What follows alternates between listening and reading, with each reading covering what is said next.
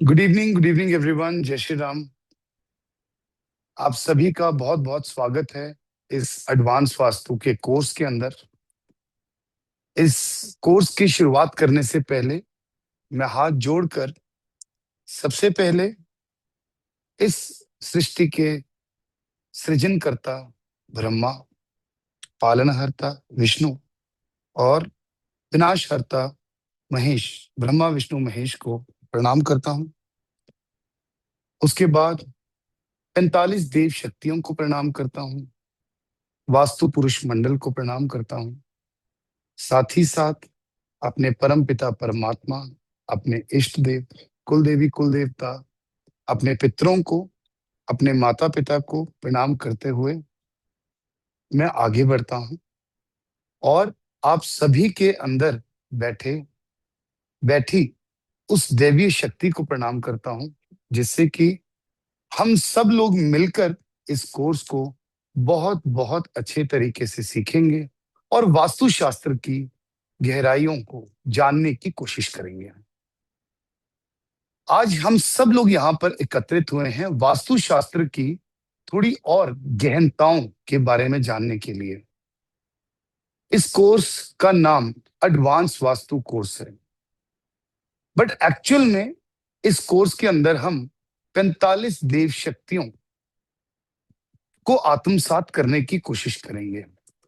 किसी भी बिल्डिंग के अंदर, वास्तु पुरुष मंडल के अंदर स्थित ये 45 देव शक्तियां आप लोगों के लिए आपके जीवन में डिफरेंट डिफरेंट पर्सपेक्टिव्स पर एक रोल प्ले करते हैं।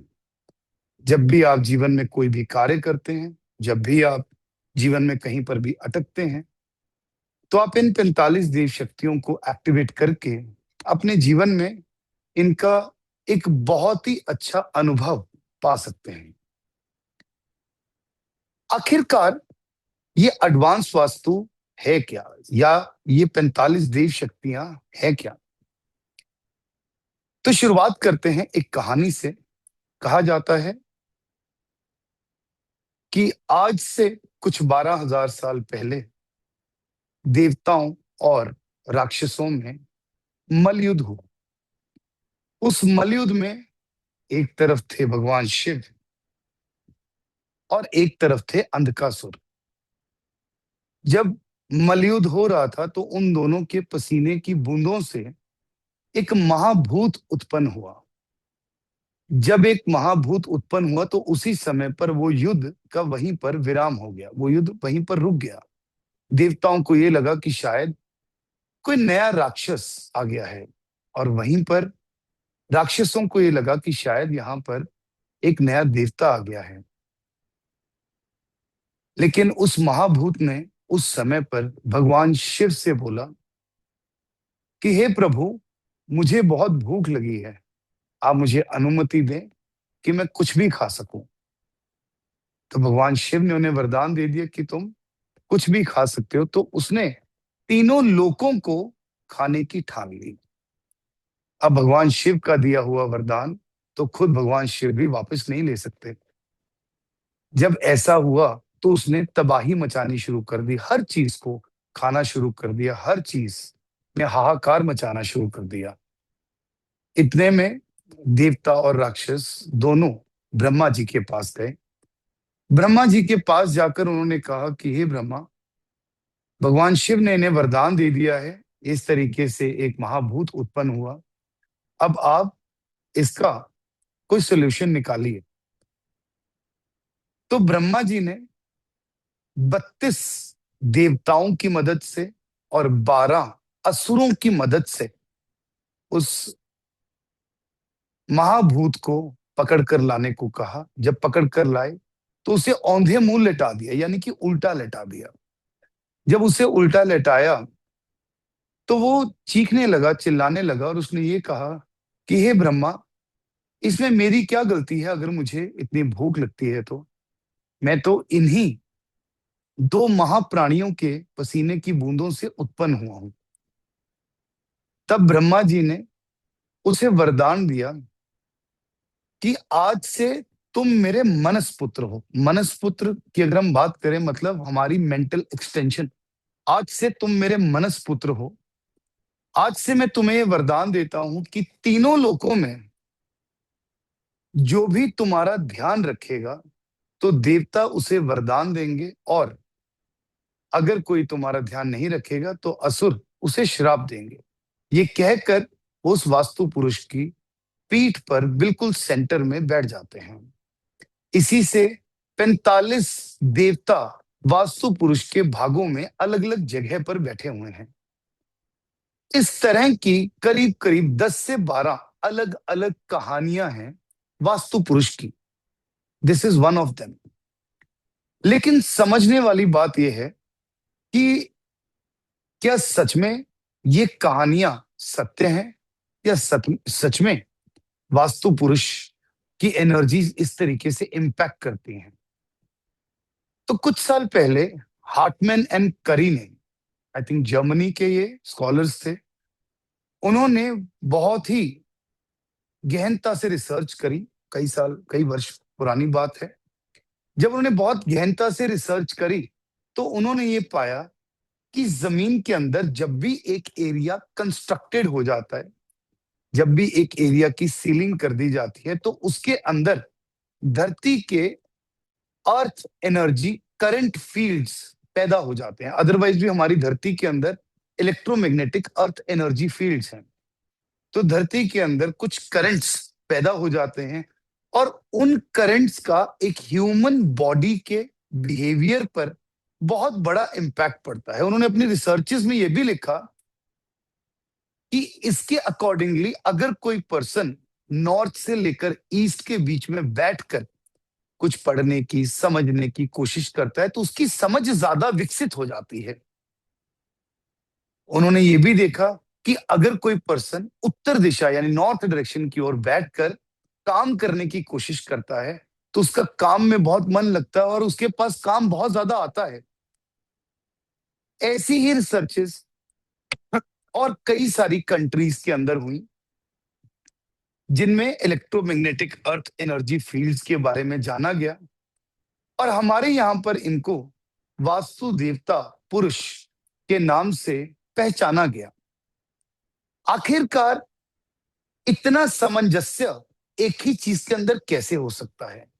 आप सब लोगों को यह भी जानकर बहुत हैरानगी होगी कि इस दुनिया में जितने भी देश हैं, जितने भी देशों ने तरक्की करी है, उन सब देशों में वास्तुशास्त्र को अलग अलग नामों से बुलाया जाता है, और हर जगह पर इनको एक एनर्जी रूटर की तरह देखा जाता है कि वास्तविक तौर पर हम किस प्रकार से एक जगह की एनर्जी को स्टडी कर सकते हैं।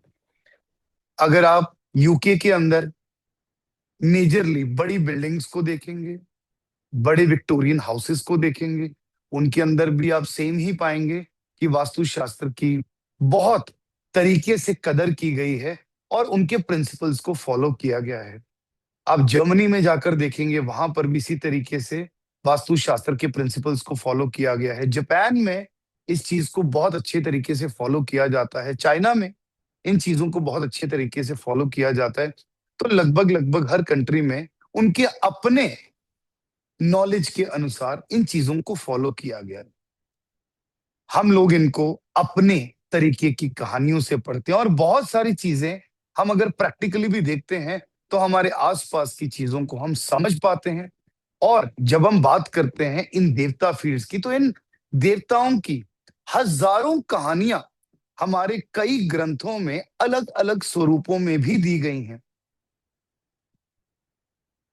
जैसे कि जब भी हम बात करते हैं किसी एक जगह पर रुद्र देवता की, तो उनको भगवान शिव का स्वरूप माना गया है। जब भी हम शिखी देवता की बात करते हैं, तो उनको भगवान शिव का तीसरा नेत्र माना गया है। ब्रह्मा अपने आप में ही सृष्टि के सृजन करता है। इसी तरीके से हर एक स्थान पर वास्तुशास्त्र की गणना इसी तरीके से की जाती है। अब सब लोग अब सब लोग वास्तुशास्त्र में आज तक दिशाओं को पढ़ते आए हैं। नॉर्थ डायरेक्शन है, ईस्ट डायरेक्शन है, साउथ डायरेक्शन है, वेस्ट डायरेक्शन है, नॉर्थ ईस्ट है, साउथ वेस्ट है, नॉर्थ वेस्ट है, बट आखिरकार ये दिशाएं बनी तो बनी कैसे? और अगर ये दिशाएं बनी तो इन दिशाओं को बल कहां से मिला? ये बल इनको देवता से ही मिला। हम लोग पिछले 25-30 साल से 16 डायरेक्शंस को हम लोगों ने पढ़ना शुरू किया। आखिर ये 16 डायरेक्शंस आई तो आई कहां से? इन चीजों को भी अच्छे तरीके से समझना बहुत बहुत ज्यादा जरूरी है। अगर आप लोग इन जनरल समझने की कोशिश करें तो हम लोग अक्सर ये बात करते हैं कि किसी भी व्यक्ति के जीवन में जो भी अपॉर्चुनिटी आती है, पैसे के रिलेटेड जो भी अपॉर्चुनिटी आती है, वो नॉर्थ डायरेक्शन से आती है। हम लोग जनरल वास्तु के अंदर ये पढ़ते हैं कि नॉर्थ डायरेक्शन को हम साफ सुथरा रखें, नॉर्थ डायरेक्शन को नीचा रखें, नॉर्थ डायरेक्शन के अंदर कोई भी टॉयलेट, वॉशरूम, कोई भी स्टोर रूम, किचन, ऐसी चीजें ना हो जिससे कि नॉर्थ डायरेक्शन की एनर्जी खराब ना हो। जब भी किसी व्यक्ति को जीवन के अंदर अपॉर्चुनिटीज आती हैं तो हम लोग ये समझने की कोशिश करते हैं कि नॉर्थ डायरेक्शन में आखिरकार प्रॉब्लम क्या है और उस प्रॉब्लम को रिजॉल्व करने की कोशिश करते हैं। लेकिन अगर उस व्यक्ति के वहां पर नॉर्थ डायरेक्शन में कोई प्रॉब्लम हो ही ना तो हम क्या करेंगे? हमें इस चीज को भी समझना पड़ेगा। एक व्यक्ति आपको कह रहा है कि मेरे जीवन में अपॉर्चुनिटीज की खूब कमी है, मेरे पास तो क्लाइंट आता ही नहीं है, मेरे पास तो क्लाइंट आता ही नहीं है। तो उस समय पर आप ये देखने की कोशिश करते हैं कि नॉर्थ डायरेक्शन में कहीं कोई प्रॉब्लम तो नहीं है। But what actually is advance vastu and what actually is 45 devta fields? It is all about hidden and unseen energies. So you have to be ready for that कि जो भी चीजें हमें नेकेड आईज से दिखाई नहीं देती, जिन एनर्जीज को हम सिर्फ फील कर सकते हैं, वो एनर्जीज को हम एडवांस वास्तु में स्टडी करते हैं, उन एनर्जीज का हम अपने जीवन में इंपैक्ट देखते हैं और साथ ही में उन एनर्जीज को एक्टिवेट करके हम किसी एक व्यक्ति के जीवन में खूब अच्छा परिणाम भी ला सकते हैं। जैसे कि मैं इस समय पर एक स्थान पर खड़ा हूं, तो यहां पर इस बिल्डिंग के अकॉर्डिंगली जो भी करंट एनर्जीज फ्लो कर रही हैं, जो भी देवता की एनर्जीज फ्लो कर रही हैं, तो मुझे उन देवता की एनर्जीज का इम्पैक्ट आ रहा है, तभी मैं आप लोगों को उस पैटर्न के अंदर क्लास दे पा रहा हूं। अगर मैं इस समय पर किसी और जगह पर खड़ा होकर क्लास दूं तो शायद मेरे क्लास करने के फॉर्मेट में थोड़ा बहुत अंतर तो आए। और वो थोड़ा बहुत अंतर क्या होता है? जनरली मैं अपनी जितनी भी क्लासेस करता हूं बिना पीपीटी के करता हूं, बिना कोई नोट्स के करता हूं। जो भी चीजें सामने समझ में आ रही हैं वो सारी चीजों को आपको बताने और समझाने की कोशिश करता हूं। लेकिन क्लासेस कराते कराते वो इनसाइट्स कहां से आएंगे? इस समय पर मैं नॉर्थ ईस्ट में शिखी देवता फील्ड पर खड़ा हूं, जो मुझे एक्चुअल में एक विजडम प्रोवाइड करते हैं, जिस वजह से मैंने अपने इस बोर्ड को इस जगह पर लगाया ताकि मैं क्लासेस करते करते आप लोगों के साथ एक डिफरेंट इनसाइट शेयर कर सकूं। ये 45 एनर्जीज हैं। तो इन एनर्जीज का एक्चुअल में क्या वर्क रहेगा हम लोगों के जीवन में? हम लोग वास्तु को डिफरेंट डिफरेंट डायमेंशन से समझने की कोशिश करते हैं। First dimension, vastu is an architectural science.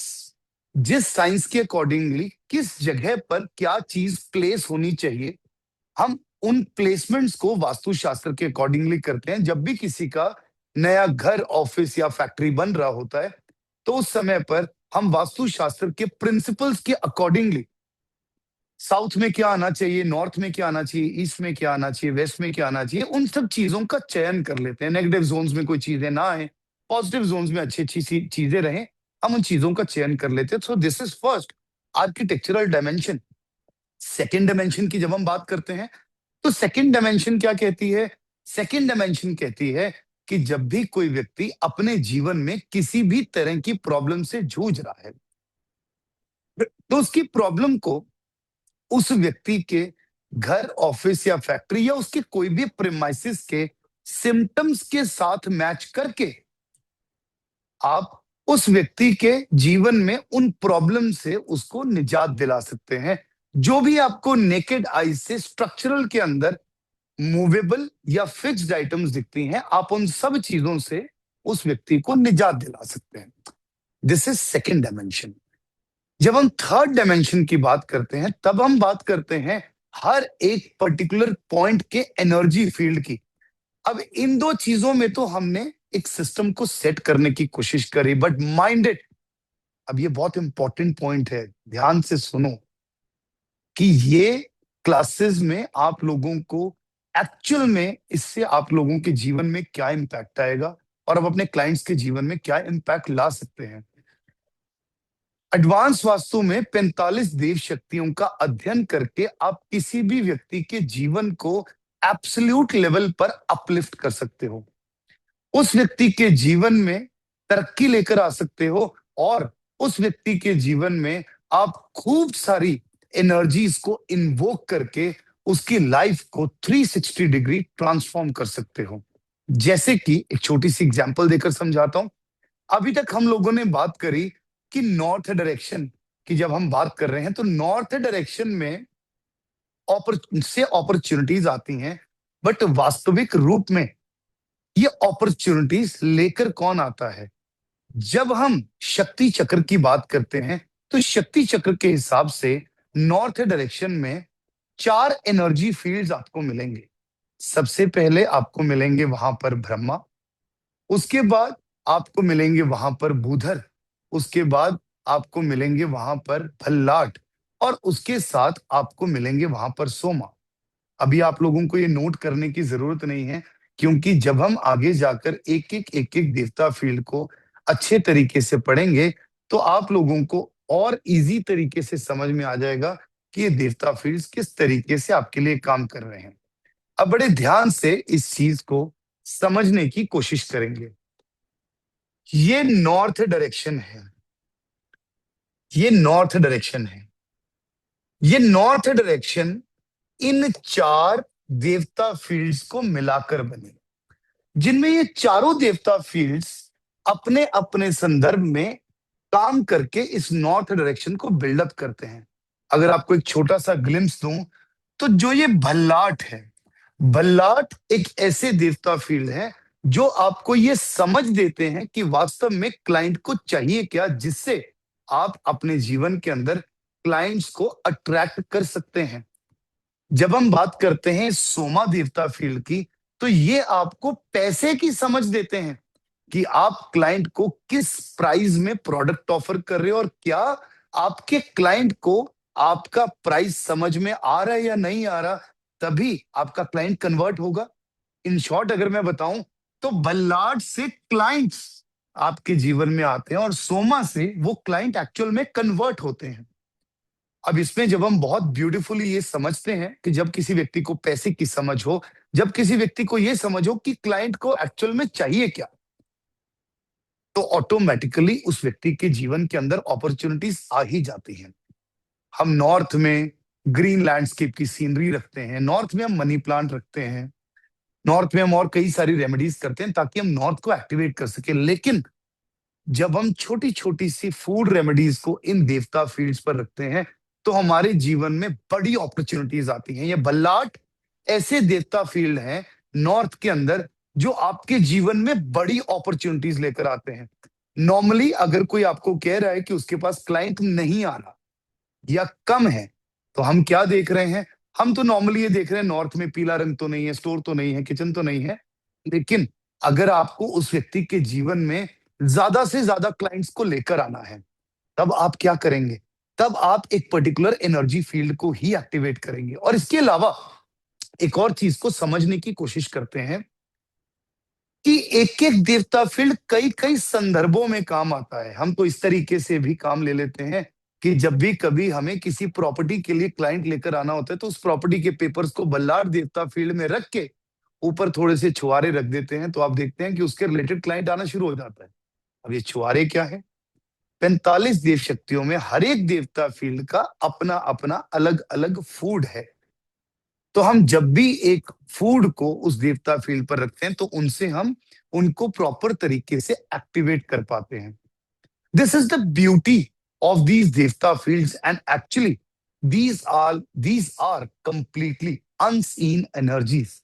So I again welcome you all to the Advanced Vastu course of 45 Devta energy fields, in which you will actually experience the unseen and hidden energies of any place, और जिसके साथ आप किसी भी व्यक्ति के जीवन को 360 डिग्री ट्रांसफॉर्म करके उस व्यक्ति के जीवन में एक बेहतरीन अपलिफ्टमेंट ला सकते हो।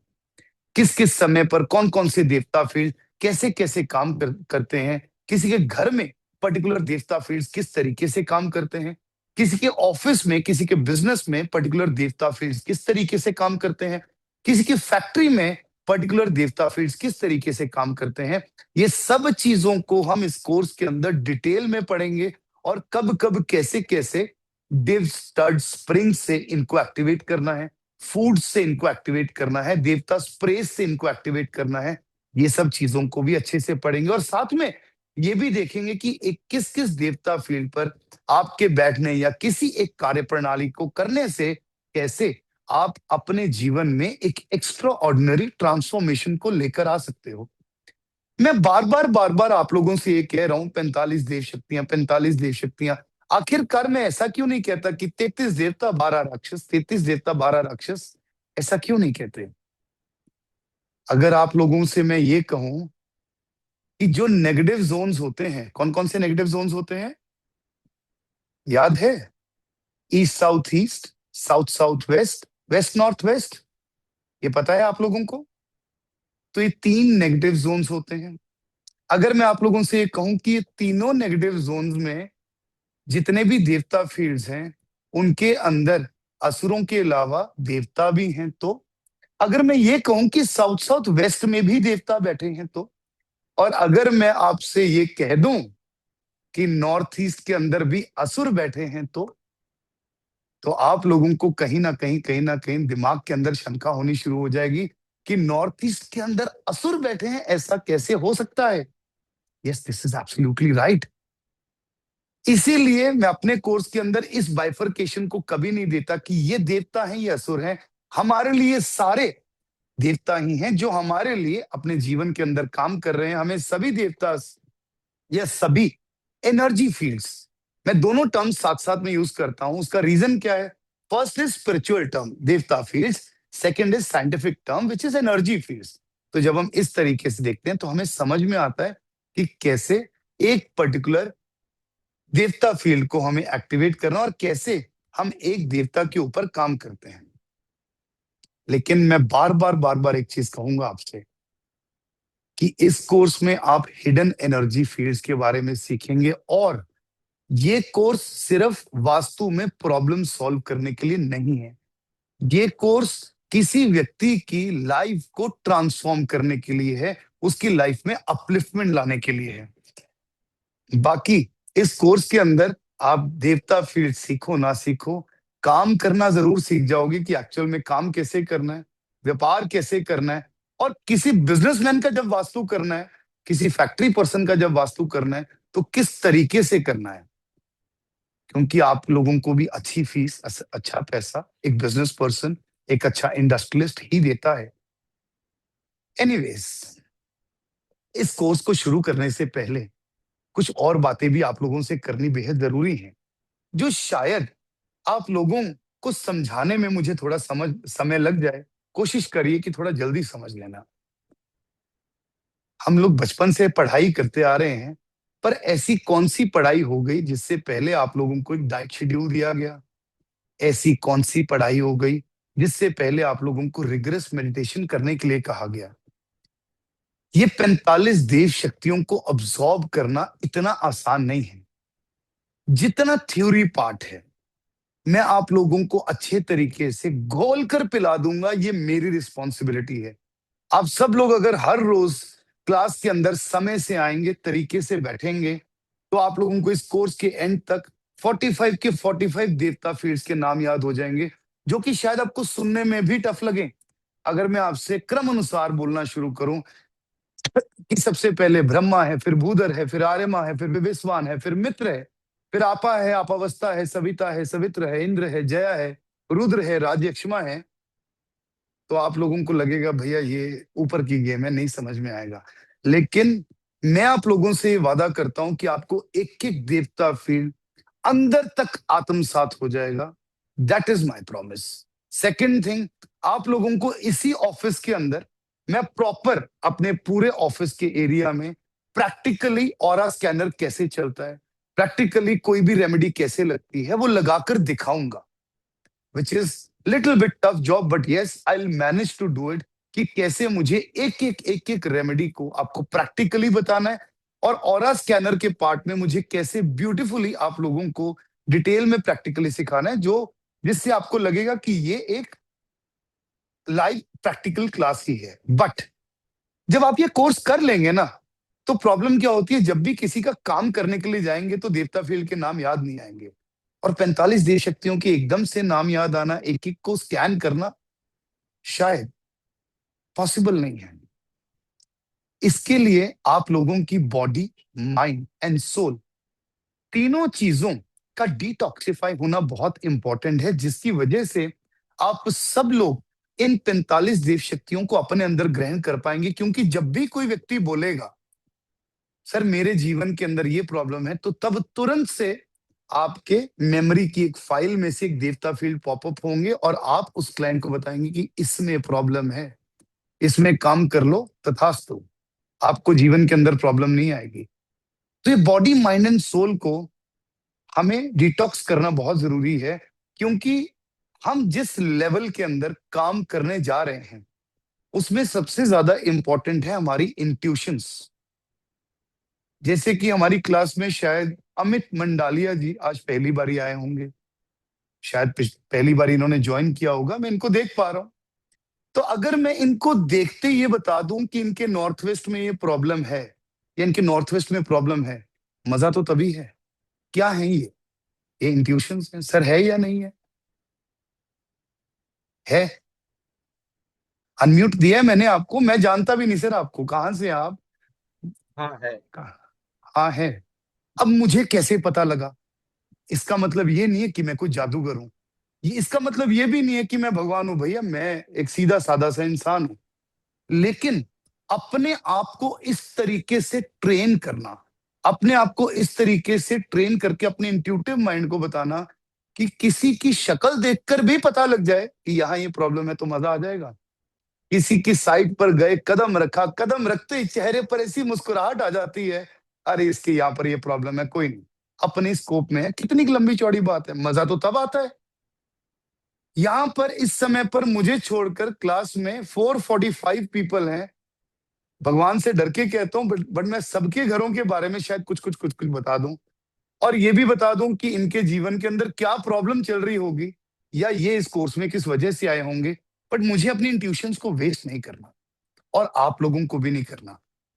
हमें हर रोज, क्योंकि भैया सुबह जो एक एक दो दो घंटे लगते हैं, वो इस वजह से थोड़ी लगते हैं कि हम क्लास के अंदर ये चीजें करें, क्लाइंट का काम करना है। तो आज से आप सब लोगों को अगले 21 दिन के लिए या अगले 25 दिन के लिए, जितना भी टाइम हमें इस कोर्स के अंदर लगेगा, आज से आप लोग जितने भी दिन ये क्लास के अंदर हैं, मिनिमम उतने दिन, वैसे तो उसके बाद भी मिनिमम उतने दिन, सबसे पहले आप प्रॉपर डाइट शेड्यूल का ध्यान रखेंगे। आपको एक डाइट शेड्यूल दिया गया है, it is a general detox diet schedule. आप उसको स्ट्रिक्टली नहीं फॉलो करना चाहते मत करिए।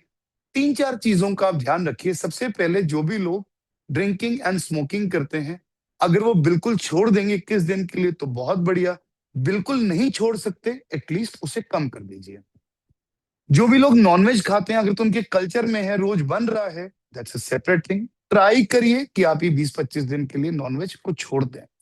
उसके बाद थर्ड थिंग, आप रात को कोशिश करेंगे कि क्लास के टाइम या क्लास से पहले पहले अपना खाना खा लेंगे। उसके बाद हल्का फुल्का आपको कोई दाल खिचड़ी लेनी है तो ले सकते हैं, अदरवाइज आप अपनी बॉडी को लाइट रखेंगे। जब आप अपनी बॉडी को लाइट रखेंगे, आपका माइंड ऑटोमेटिकली लाइट होता जाएगा, और धीरे धीरे धीरे धीरे आप देखोगे कि आप इंट्यूशन डेवलपमेंट के फेज में आना शुरू हो गए। सेकेंड थिंग, हर रोज सुबह कम से कम 15 मिनट मेडिटेशन जरूर करोगे। मैं 5 मिनट नहीं कह रहा हूं, 15 मिनट कह रहा हूं। एक मेडिटेशन मेरे यूट्यूब चैनल पे पड़ी है, नहीं तो आप अकल्ट किंग ऐप के अंदर भी काफी मेडिटेशन है। नॉर्मल ओम मेडिटेशन करेंगे 5 मिनट की, जिसमें नॉर्मल ओम की ध्वनि है, ओम, लाइक दिस। कोई भी निकाल लो यार यूट्यूब से, कोई फर्क नहीं पड़ता। 5 मिनट वो करेंगे, उसके बाद 10 से 12 मिनट जो आपको एडवांस मेडिटेशन भेजी है वो करेंगे। जो मैंने एडवांस मेडिटेशन भेजी है, जिसने आज तक कभी मेडिटेशन की ही नहीं होगी, वो उसको सीधा नहीं करेगा, नहीं तो सर भयंकर दर्द होगा। अब आप सब लोगों को लगता होगा कि आपको मेडिटेशन गलत मिल गई, टक टक टक टक टक टक टक टक की आवाज है ना उसके अंदर, सर दर्द होता है। अब सब लोग एक बारी के लिए मेरी तरफ देखो, मेरी आंखें बंद है, म्यूजिक मेरे कान में चल रहा है। किस तरीके से चल रहा है? टक टक टक टक टक टक टक टक टक टक टक, ऐसे चल रहा है। आप महसूस करेंगे कि आपके ब्रेन का एक एक पुर्जा खुल गया। उसके अंदर जो साउंड्स आप लोगों को दी गई हैं, वो यूनिवर्स की साउंड्स हैं जो कैप्चर की गई हैं। आप लोग जब उन साउंड्स को कैप्चर कर लेते हैं, तो ऑटोमेटिकली आपका ब्रेन रीवायर हो जाता है, और आप ऑटोमेटिकली आपका ब्रेन रीवायर हो जाता है और आप एक इंट्यूटिव मोड में जाना शुरू कर देते हो। फिर उसके बाद कुछ दिन मैं आप लोगों को साथ साथ में गाइड करता रहूंगा। जैसे संडेज को हम डांस मेडिटेशन करेंगे, वो भी बहुत जरूरी है। ये मेडिटेशन क्या होती है उसके बारे में बताता रहूंगा। आज पहले इंट्रोडक्शन में काफी समय चला गया है, तो धीरे धीरे धीरे धीरे मैं उन चीजों के बारे में भी आपको बताता रहूंगा। लेकिन ये मेडिटेशंस इतनी इंपॉर्टेंट है, आपको डाइट शेड्यूल आपके लिए इतना इंपॉर्टेंट है। अगर आप सच में चाहते हैं इंट्यूशन डेवलप करना, तो आप लोग इसको प्रॉपर तरीके से अपने जीवन के अंदर उतारो। तभी मजा आएगा कि जब कोई व्यक्ति काम कराने के लिए आए, तो आप मिथ्स से बहुत ऊपर उठकर बात करोगे। कितनी सारी मिथ्स हो रही है ना, यहाँ ये गाड़ दो, यहाँ ये डाल दो। मेरे ख्याल से मैं एक ऐसा इंसान हूं जो कहीं कुछ डाल के नहीं आता। क्लाइंट परेशान हो जाता है, सर जी कुछ तो गड़वा दो। अरे भाई जरूरत ही नहीं है, देख लेंगे। कुछ कुछ चीजें होती है जो गड़वा गड़वा देते हैं, लेकिन ऐसा नहीं कि बहुत सारा कुछ। मैं उनको बोलता हूँ सर रिजल्ट चाहिए, तो हम बैठे हैं। हम कौन? मतलब हम सब। तो हमें इन चीजों को ईमानदारी से समझना पड़ेगा। जब हम मेडिटेशन करेंगे, डाइट शेड्यूल करेंगे, तो इन देवता फील्ड्स को आत्मसात कर पाएंगे।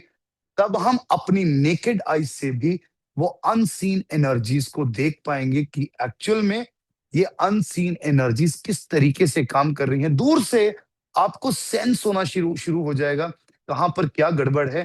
किसी प्रॉपर्टी में अगर कभी कहीं पर भी कोई नेगेटिव एनर्जी होगी, एंटर करोगे, पाँव में दर्द आ जाएगा, पीठ में दर्द आ जाएगा, समझ में आ जाएगा कि भैया यहाँ पर नेगेटिव एनर्जीज है। एंड यस, हर रोज 6:40 पर शार्प आइए, ताकि मैं भी आपको टाइमली क्लास के अंदर भी 5-7 मिनट मेडिटेशन करवा सकूं, ताकि आप सब लोग और बेहतर तरीके से चीजों के बारे में और समझ सकें। ठीक है जी, क्लियर है? चलिए, अब हम लोग बात कर रहे हैं इन देवता फील्ड्स की, देवता एनर्जीज की। और ये भी हम लोगों ने समझ लिया कि जितनी भी दिशाएं हैं, वास्तव में उनको एनर्जी मिलती तो मिलती कहां से है? तो उनको एनर्जी मिलती है इन 45 देव शक्तियों से। हमने ये भी समझ लिया कि ये 45 देव शक्तियों का जन्म कहां से हुआ। लेकिन हम लोगों को ये समझना बहुत जरूरी है पहली क्लास में, कि हम इन एनर्जीज को सही कर सकते हैं। ये करंट की तरह होती हैं। जैसे कि आपके घर में इलेक्ट्रिसिटी मीटर लगा होगा, बड़े सारे अप्लायंसेस लगे हुए होंगे। बहुत बार होता है ना कि जब वोल्टेज लो होती है, तो प्रॉपर तरीके से लाइट नहीं आती, लाइट डिम हो जाती है, राइट? लेकिन पीछे से लाइट आना तो जरूरी है, वायरिंग होना तो जरूरी है, तभी तो लाइट डिम भी आएगी। अगर लाइट डिम है, हम उसको सेट कर सकते हैं। हम किसी तरीके की फूड रेमेडीज से, स्प्रे रेमेडीज से, या डिव स्टड स्प्रिंग से इनकी एनर्जीज को सेट कर सकते हैं। But we are no one to create these devta fields. कई बार आप लोगों से सुनेंगे कि हम इन देवता फील्ड्स को क्रिएट कर सकते हैं, नेवर। सेकंड थिंग, आप सब लोगों के घरों में या हर एक प्रेमाइसेस में 45 के 45 देवता फील्ड्स मौजूद होते हैं। 45 देवता फील्ड्स। आपका कितना भी एरिया कट है, कितना भी एरिया एक्सटेंडेड है, ग्रिडिंग पार्ट जो है वो हम बिल्कुल लास्ट में सीखेंगे। हम पहले 45 देव शक्तियों को समझते जाएंगे, उनके ऊपर काम करते जाएंगे और फिर लास्ट में ग्रिडिंग करके देखेंगे कि हमारे घर में कौन सा देवता फील्ड कहां पर है। अदरवाइज आप पहले दिन कंफ्यूज होना शुरू हो जाओगे। Am I very clear with it? तो ये देवता फील्ड्स की कहानी किस प्रकार से शुरू होती है, या हम जब भी किसी जगह पर जाते हैं तो हमें किस तरीके से काम करना शुरू करना पड़ता है। तो हम जब भी कहीं पर काम करने के लिए जाते हैं, सबसे पहला जो पार्ट होता है हमारा वो होता है लैंड सिलेक्शन का। आप जैसे जैसे एक बेहतरीन कंसल्टेंट बनते जाएंगे, आप जैसे जैसे एक जैसे जैसे आप एक उच्च कोटि के कंसल्टेंट बनते चले जाएंगे, वैसे वैसे आप ये देखेंगे कि एक जगह पर क्लाइंट आपको सबसे पहले बुला रहा है लैंड सिलेक्शन के लिए। Land selection is very very important and crucial thing for vastu. जब भी हम कहीं पर लैंड टेस्टिंग या लैंड सिलेक्शन के लिए जाते हैं, तो हम क्या क्या चीजें करते हैं, क्या क्या चीजें देखते हैं, ये सब चीजें आप लोगों को समझ में आनी बहुत इंपॉर्टेंट है।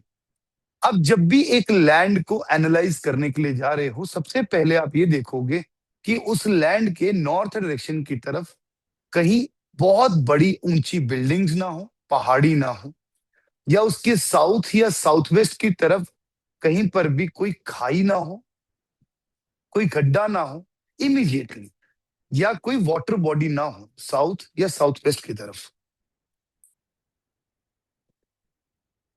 इसके बाद अब सेकंड थिंग ये देखेंगे कि जब भी आप किसी क्लाइंट का काम करने के लिए जाते हैं, किसी सॉरी लैंड सिलेक्शन के लिए जाते हैं, तो उसके प्लॉट के बिल्कुल माथे पर कोई बहुत मेजर ऑब्स्ट्रक्शन ना हो।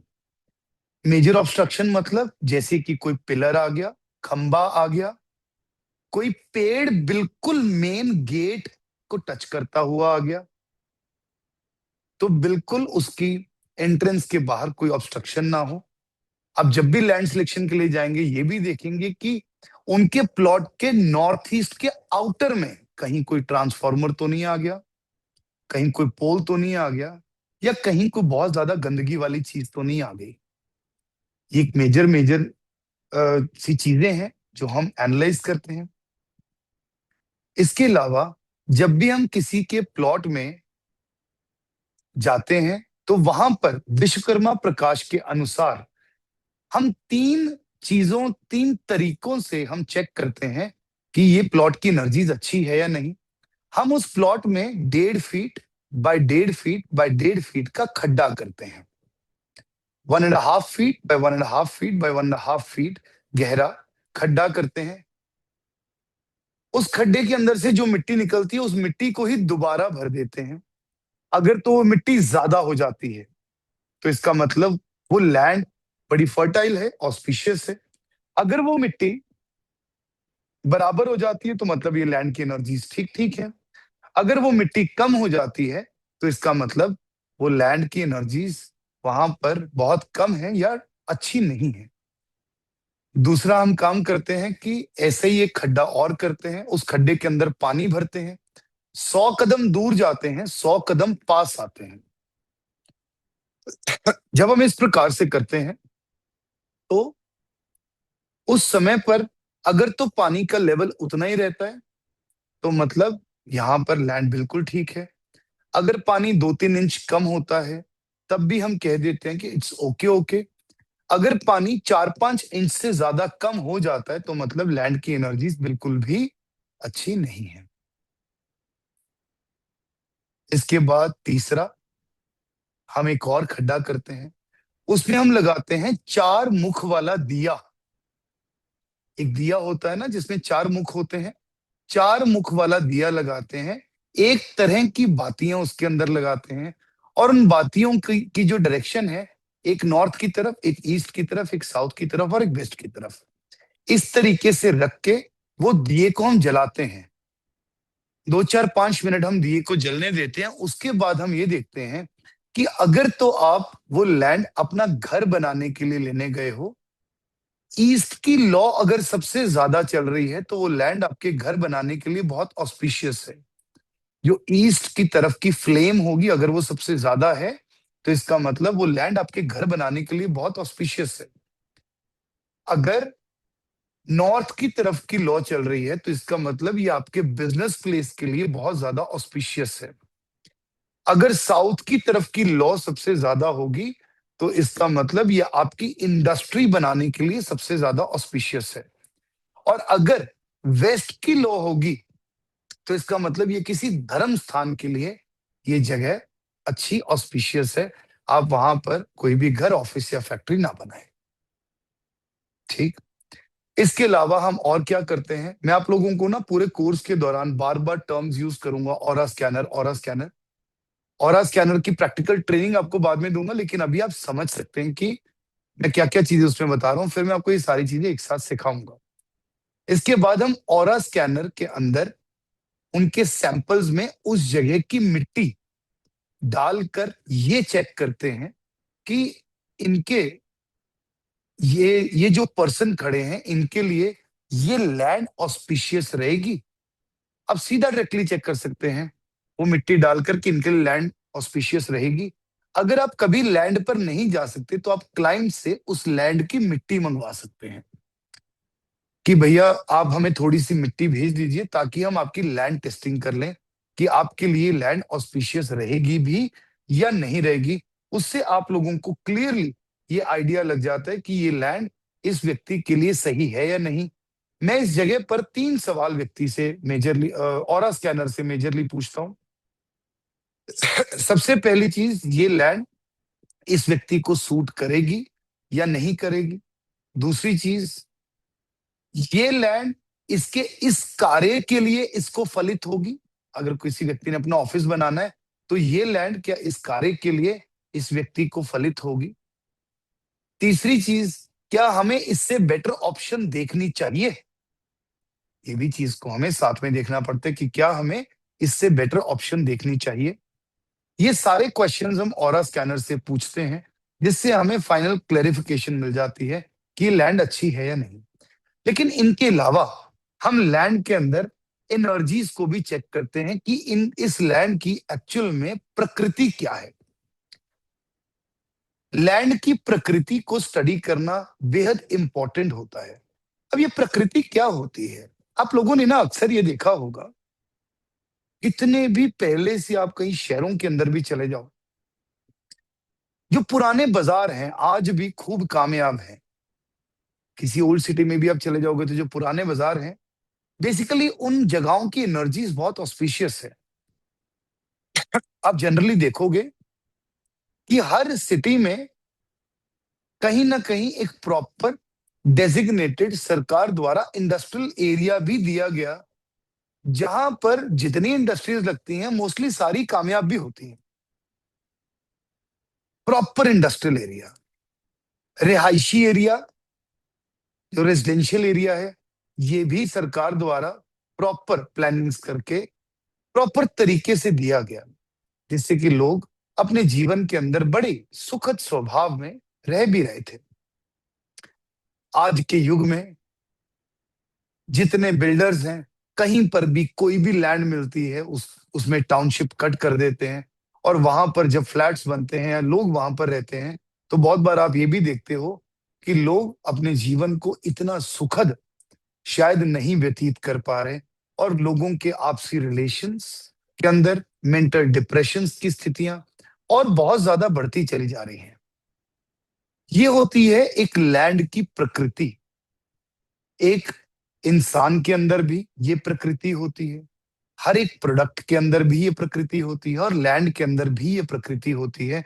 तो ये प्रकृति क्या है, रजस, सत्व और तमस। यूं तो बहुत बार आप लोगों ने ये देखा होगा, समझा होगा कि ये इंसान राजसिक है, ये तामसिक है, ये सात्विक है। इनको बहुत अलग अलग तरीकों से पोर्ट्रे किया गया, लेकिन क्या इनको जिस तरीके से हम पोर्ट्रे कर रहे हैं वो चीजें वास्तव में सही हैं? या एक व्यक्ति के अंदर, जैसे कि मैं हूं, क्या मेरे अंदर ये तीनों एनर्जीज का फ्लो नहीं चलता? जैसे कि रजस एक स्पार्क है, सतव एक कंटिन्यूअस फ्लो है, और तमस एक ठहराव है। हर एक व्यक्ति के अंदर ये तीनों एनर्जीज हर समय पर होती हैं। किसी किसी समय पर कोई कोई एनर्जी उस व्यक्ति के लिए डोमिनेंट हो जाती है। अब आप सब लोग मेरे बारे में ये सोचते होंगे कि मैं एक सात्विक इंसान हूं। बिल्कुल ठीक है, आप सोच रहे हैं, मैं तो नहीं कह रहा। लेकिन आज जब मैंने क्लास को शुरू किया तो उस समय पर मेरे अंदर जो एनर्जी डोमिनेंट थी वो रजस की एनर्जी थी। रजस क्या है? एक स्पार्क। मुझे एक स्पार्क से आज क्लास को शुरू करना था। भैया, डर सबको लगता है, गला सबका सूखता है, पैर सबके कांपते हैं। इतने सारे लोग क्लास के अंदर आ जाएंगे, पहली पहली बार आप लोगों को देख रहा हूं, अकेला बोल रहा हूं। अगेन, कोई नोट्स नहीं, कोई कुछ नहीं, थोड़ी बहुत नर्वसनेस तो होती है, तो अंदर एक स्पार्क लेकर आना पड़ता है। नो, जोश हाई रखना पड़ेगा। दैट इज रजस की एनर्जी। कल से आप लोग देखेंगे, स्टार्ट रजस से होगा, लेकिन उसके बाद सतव में, अभी भी धीरे धीरे अगर आप देख रहे होंगे तो सतव में चीजें ट्रांसफॉर्म होंगी कि कंटिन्यूअस फ्लो अच्छे से चलता रहेगा। उसके बाद जब क्लास कंप्लीट हो जाएगी तो तमस की एनर्जी अपने आप आ जाएगी, जो कि एक स्टॉपेज है। इसको बड़े आसान तरीके से समझने की कोशिश करते हैं कि तीनों एनर्जीज है क्या। मेरी फेवरेट एग्जांपल है गाड़ी की। सब लोगों ने गाड़ी देखी होगी, चलानी आती होगी। जब आप एक गाड़ी को स्टार्ट करते हैं तो उसके अंदर एक स्पार्क होता है जिससे उसका इंजन स्टार्ट होता है। वो रैशनेस, वो स्पार्क, वो रैशनेस, वो स्पार्क कहां से आता है? वो रजस है। एकदम से वो रैशनेस आई जिससे गाड़ी स्टार्ट हुई। उसके बाद गाड़ी अपने कंटिन्यूअस फ्लो के अंदर चलती जा रही है। सहज भाव, वो सतव है। जब गाड़ी अपने डेस्टिनेशन पर पहुंच गई, पार्क हो गई, खड़ी है, तो वो तमस की एनर्जी है। इसी तरीके से हम एनर्जीज को लैंड के अंदर भी स्टडी करते हैं कि किस किस चीज के लिए कौन सी एनर्जी की लैंड सबसे अच्छी होती है। अब बेसिकली एक लैंड के अंदर भी ये तीनों प्रकार की एनर्जी हर समय पर होती हैं, बट इन तीनों में से कोई एक एनर्जी हमेशा डोमिनेंट होती है। जैसे कि जब भी आप किसी इंडस्ट्रियल एरिया के अंदर जाएंगे, वहां पर जाकर आप किसी लैंड की एनर्जी को चेक करने की कोशिश करेंगे तो वहां पर आपको रजस की एनर्जीज ही सबसे ज्यादा डोमिनेंट मिलेंगी। या जब भी आप अपने किसी क्लाइंट के लिए इंडस्ट्री के लिए लैंड सेलेक्ट करने के लिए जा रहे हो, तो वहां पर अगर रजस की एनर्जी होगी तो वहां पर वो फैक्ट्री खूब चलेगी। रजस क्या है? सारा दिन ठक ठक ठक ठक, शोर शराबा, अग्नि, ये रजस की एनर्जी है। जब भी आप किसी के घर के लिए कोई प्लॉट या कोई फ्लैट सिलेक्ट करने के लिए जाओगे, तो वहां पर आप सतव की एनर्जीज अगर लेते हैं तो सबसे अच्छा रहता है, ताकि घर के अंदर शांति से पूरा परिवार एक जगह पर रहता रहे। आप अगर देखोगे कोई परिवार रजस की एनर्जी वाली जगह पर रहता है तो सारा दिन चीखना चिल्लाना होता है। उसके बाद जब हम बात करते हैं किसी के ऑफिस की, किसी के बिजनेस प्रेमाइसेस की, तो वहां पर सतव या तमस दोनों की एनर्जीज की आप लैंड ले सकते हो। तमस की मेजरली हम लेते हैं गोडाउन्स के लिए, शोरूम्स के लिए, क्योंकि वहां पर सामान पड़ा रहता है, डिस्प्ले में रहता है या स्टोर्ड रहता है। सतव की भी हम किसी ऑफिस की एनर्जी ले सकते हैं, क्योंकि जब किसी व्यक्ति को ऑफिस में काम करना होता है तो थोड़े शांत स्वभाव से करना होता है। यस, अंदर की आग चाहिए होती है, लेकिन मशीन्स तो नहीं चल रही है वहां पर। तो आप किसी का ऑफिस या किसी का बिजनेस सतव या तमस की एनर्जीज पर भी ले सकते हो। अब ये एनर्जीज आप फील कैसे करेंगे? वैसे तो हम ऑरा स्कैनर से चेक कर लेंगे कि ये लैंड कौन सी एनर्जी एनर्जी की है, कौन सी एनर्जी डोमिनेंट है। लेकिन ना, जब भी आप किसी लैंड पर जाएंगे, थोड़ी थोड़ी सी मेडिटेशन अच्छे से कर लोगे तो ये चीज बहुत इजीली डेवलप हो जाएगी। वहां जाकर ना उस जगह की मिट्टी को अपने हाथ में ले लेना। अगर मिट्टी को हाथ में लेते ही थोड़ा आक्रोश आया, थोड़ा अजीब सा लगा, थोड़ा गुस्सा आया, तो समझ लो ये रजस की एनर्जी है। फायरी है। अगर मिट्टी को हाथ में पकड़ कर ऐसा लगा भैया मजा आ गया लैंड पे आके यार, ठंडी हवा चल रही है और बड़ा अच्छा सा लग रहा है वहां पे, तो वो सतह की एनर्जी है। और जब आप किसी लैंड में मिट्टी को लेते हो और आपको कुछ ज्यादा फील ही नहीं होता, you are feeling like very down, then इसका मतलब वो तमस की एनर्जी है। इस तरीके से आप एक जगह पर एनर्जी को देखते हो और इन्हीं तरीकों से आप एनर्जीज को समझते भी हो। जब भी हम किसी एक जगह पर लैंड सिलेक्शन करते हैं तो मेजरली इन्हीं रूल्स के अकॉर्डिंगली लैंड सिलेक्शन करते हैं। फिर उसके बाद जब भी हम कहीं पर भूमि पूजन करते हैं, लैंड सिलेक्शन के बाद का सेकंड स्टेप आता है भूमि पूजन। भूमि पूजन के लिए दिन तिथि वार जब भी आपको निकालना है तो आप उनको बोलेंगे सर जी पंडित जी को बोलो दिन तिथि वार निकालने के लिए, क्योंकि आप एस्ट्रोलॉजर नहीं है, you are a vastu consultant. पूजा की जगह कौन सी होनी चाहिए वो भी मैं मैक्सिमम क्लाइंट को बोल देता हूं, जी आपके पंडित जी जहां पर कहते हैं वहां पर पूजा कर लो, नहीं तो मेरे हिसाब से ऐसा है। हम अपने हिसाब से भी एक बेसिक तरीका होता है और एक अ, राहु मुख विचार का तरीका होता है, जिस तरीके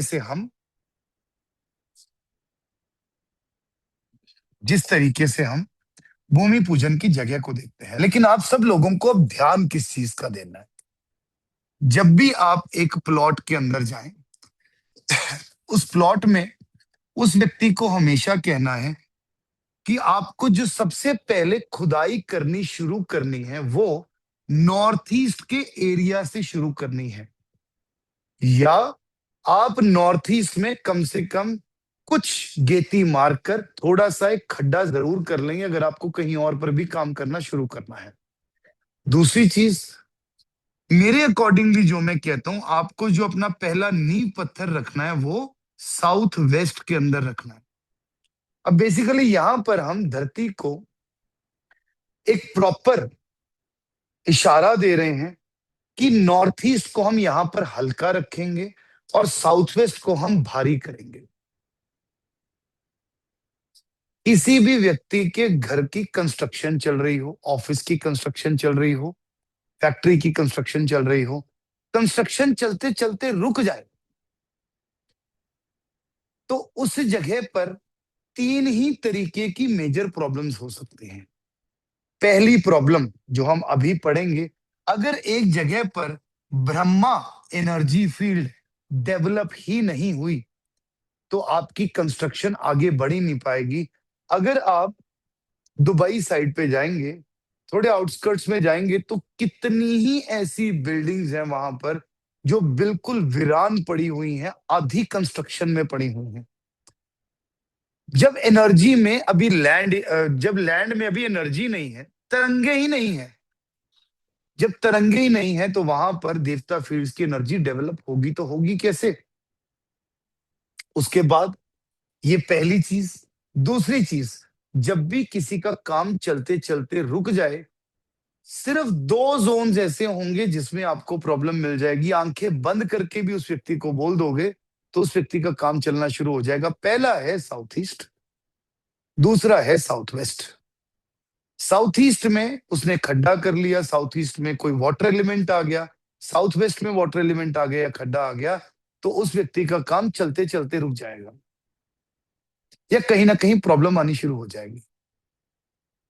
मेरी एक कंस्ट्रक्शन चल रही है, आपको अभी का हाल ही का एक्सपीरियंस बताता हूँ, 20-25 दिन पुराना। मेरी खुद की साइड की कंस्ट्रक्शन है।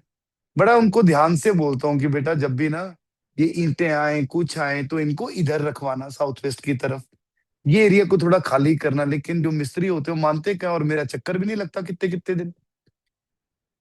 अब वो अपने अकॉर्डिंगली अभी बाउंड्री ही कर रहे थे तो जहां जहां पर चाहिए होती है वहां वहां रखवा लेते हैं, और एक बार जगह नहीं मिली तो नॉर्थ ईस्ट में पूरा ईंटों का चट्टा रखवा दिया। नेक्स्ट डे हमारे कॉरपोरेशन वाले पहुंच गए। कॉरपोरेशन वाले पूछ रहे हैं नक्शा कहाँ है जी, ये कहाँ है वो कहाँ है। हमने कहा बाउंड्री है भाई सिर्फ, नहीं अभी काम रोक दो।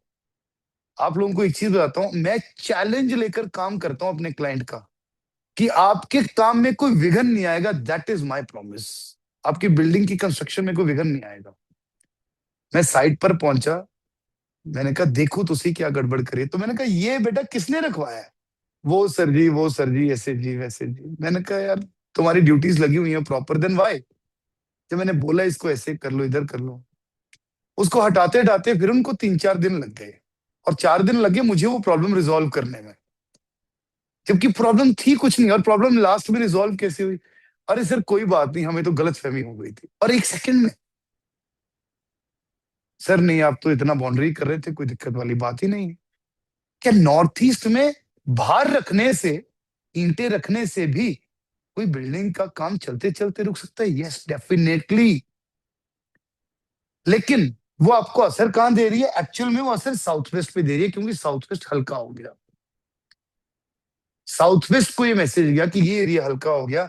तो साउथ ईस्ट या साउथ वेस्ट, इन दोनों में अगर कोई भी प्रॉब्लम होगी, तो आप ये देखोगे कि एक जगह पर लैंड लैंड में इस जगह पर प्रॉब्लम होने की वजह से काम रुक गया। जो तीसरी चीज होती है, तीसरी होती है पीवाई एनर्जी, जिनको हम आगे जाकर पढ़ेंगे, जैसे कि कोई ऊपरी हवा या कुछ इस तरीके की नेगेटिव एनर्जीज, जो किसी भी जगह पर अपनी अपना बसो करके उस जगह पर किसी और को काम नहीं करने देती, जिसकी वजह से एक लैंड बनते बनते रुक जाती, जिनको हम हॉन्टेड हाउसेस कह देते हैं प्यार से, कि भैया ये तो घर बना ही नहीं, ये बिल्डिंग बिल्कुल ऐसी की ऐसी रह गई। मैं आपको इस कोर्स के अंदर ये सारी चीजें डिटेक्ट करना भी सिखाऊंगा, कैसे डिटेक्ट करते हैं, कैसे देखते हैं, कैसे ज्यादा थोड़ा आगे बढ़ के इनसे बातें बूतें करना सीखना है तो वो भी सीख लेंगे, कोई प्रॉब्लम नहीं है। लेकिन हम ऑरा स्कैनर से सारी चीजें अच्छे तरीके से सीख लेंगे। तो जब भी कोई बिल्डिंग बन रही होती है, उस बिल्डिंग में इस तरीके से ही हम देखते हैं कि काम चलते चलते बंद हो रहा है, तो हम इन्हीं 3 फैक्टर्स को मेजरली स्टडी करते हैं। क्लियर हो गया यहां तक? तो अभी हम लोगों ने रजत सतव तमस भी पढ़ लिया, अब हम लोगों ने स्टार्टिंग में लैंड सिलेक्शन को भी पढ़ा, और किसी भी जगह पर जब एनर्जीज की वजह से बिल्डिंग नहीं बन रही तो कहां कहां दिक्कत हो सकती है, हमने वो भी पढ़ा। अब हम जो मेजर पार्ट पढ़ने वाले हैं, ये भी बहुत इंपॉर्टेंट है।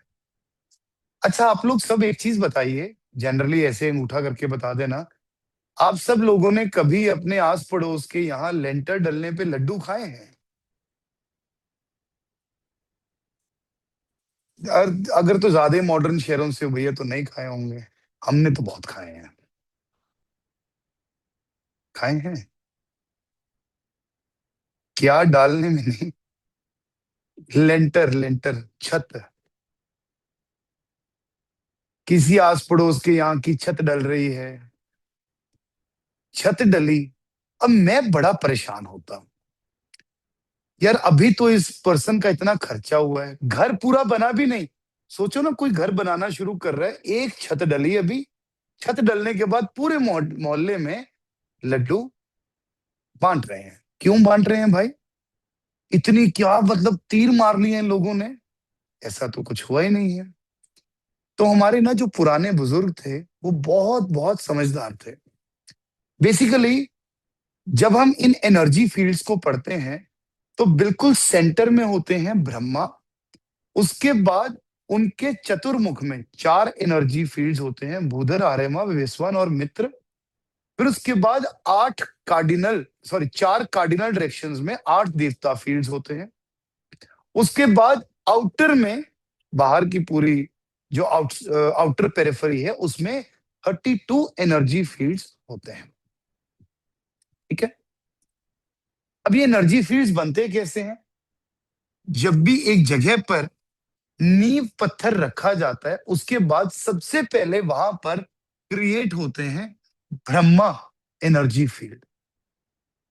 अगर ये ब्रह्मा एनर्जी फील्ड क्रिएट ही नहीं हुए, तो आप ये समझ लो कि उस जगह पर एनर्जीज डेवलप ही नहीं हुई, अगर ये क्रिएट ही नहीं हुए। उसके बाद धीरे धीरे करके जब थोड़ी थोड़ी वॉल्स बनने लगती हैं, तो इनके चारों ओर ये एनर्जी फील्ड्स बनने शुरू होते हैं, जो हैं भूधर, आर्यमा, विवस्वान और मित्र। उसके बाद धीरे धीरे जैसे कि वॉल्स और ऊपर तक जाती हैं, तो इनके कार्डिनल डायरेक्शन में नॉर्थ ईस्ट में आपा, आपावस्था, साउथ ईस्ट में सविता, सवित्र, साउथ वेस्ट में इंद्र और जया, और नॉर्थ वेस्ट में रुद्र और राजयक्ष्मा, ये एनर्जी फील्ड्स डेवलप होते हैं। और उसके बाद जब छत डल जाती है, तो छत डलने के बाद जो आउटर पेरिफेरी में बाकी के 32 एनर्जी फील्ड्स हैं, वो सारे के सारे वहां पर आकर अपना स्थान ग्रहण कर लेते हैं। ये क्रिएट नहीं भी होते हैं सर जी, ऐसे कैसे हो सकता है? भाई साहब अभी बताता हूं, चलने तो ये फ्लो को मत तोड़। तो जब एक जगह पर छत डल जाती है, तो छत डलने के बाद ये 45 के 45 देवता फील्ड्स वहां पर अपना आगमन कर लेते हैं। जब भी कहीं पर एक छत डलती है, लेंटर डलता है, इसको लेंटर बोलते हैं।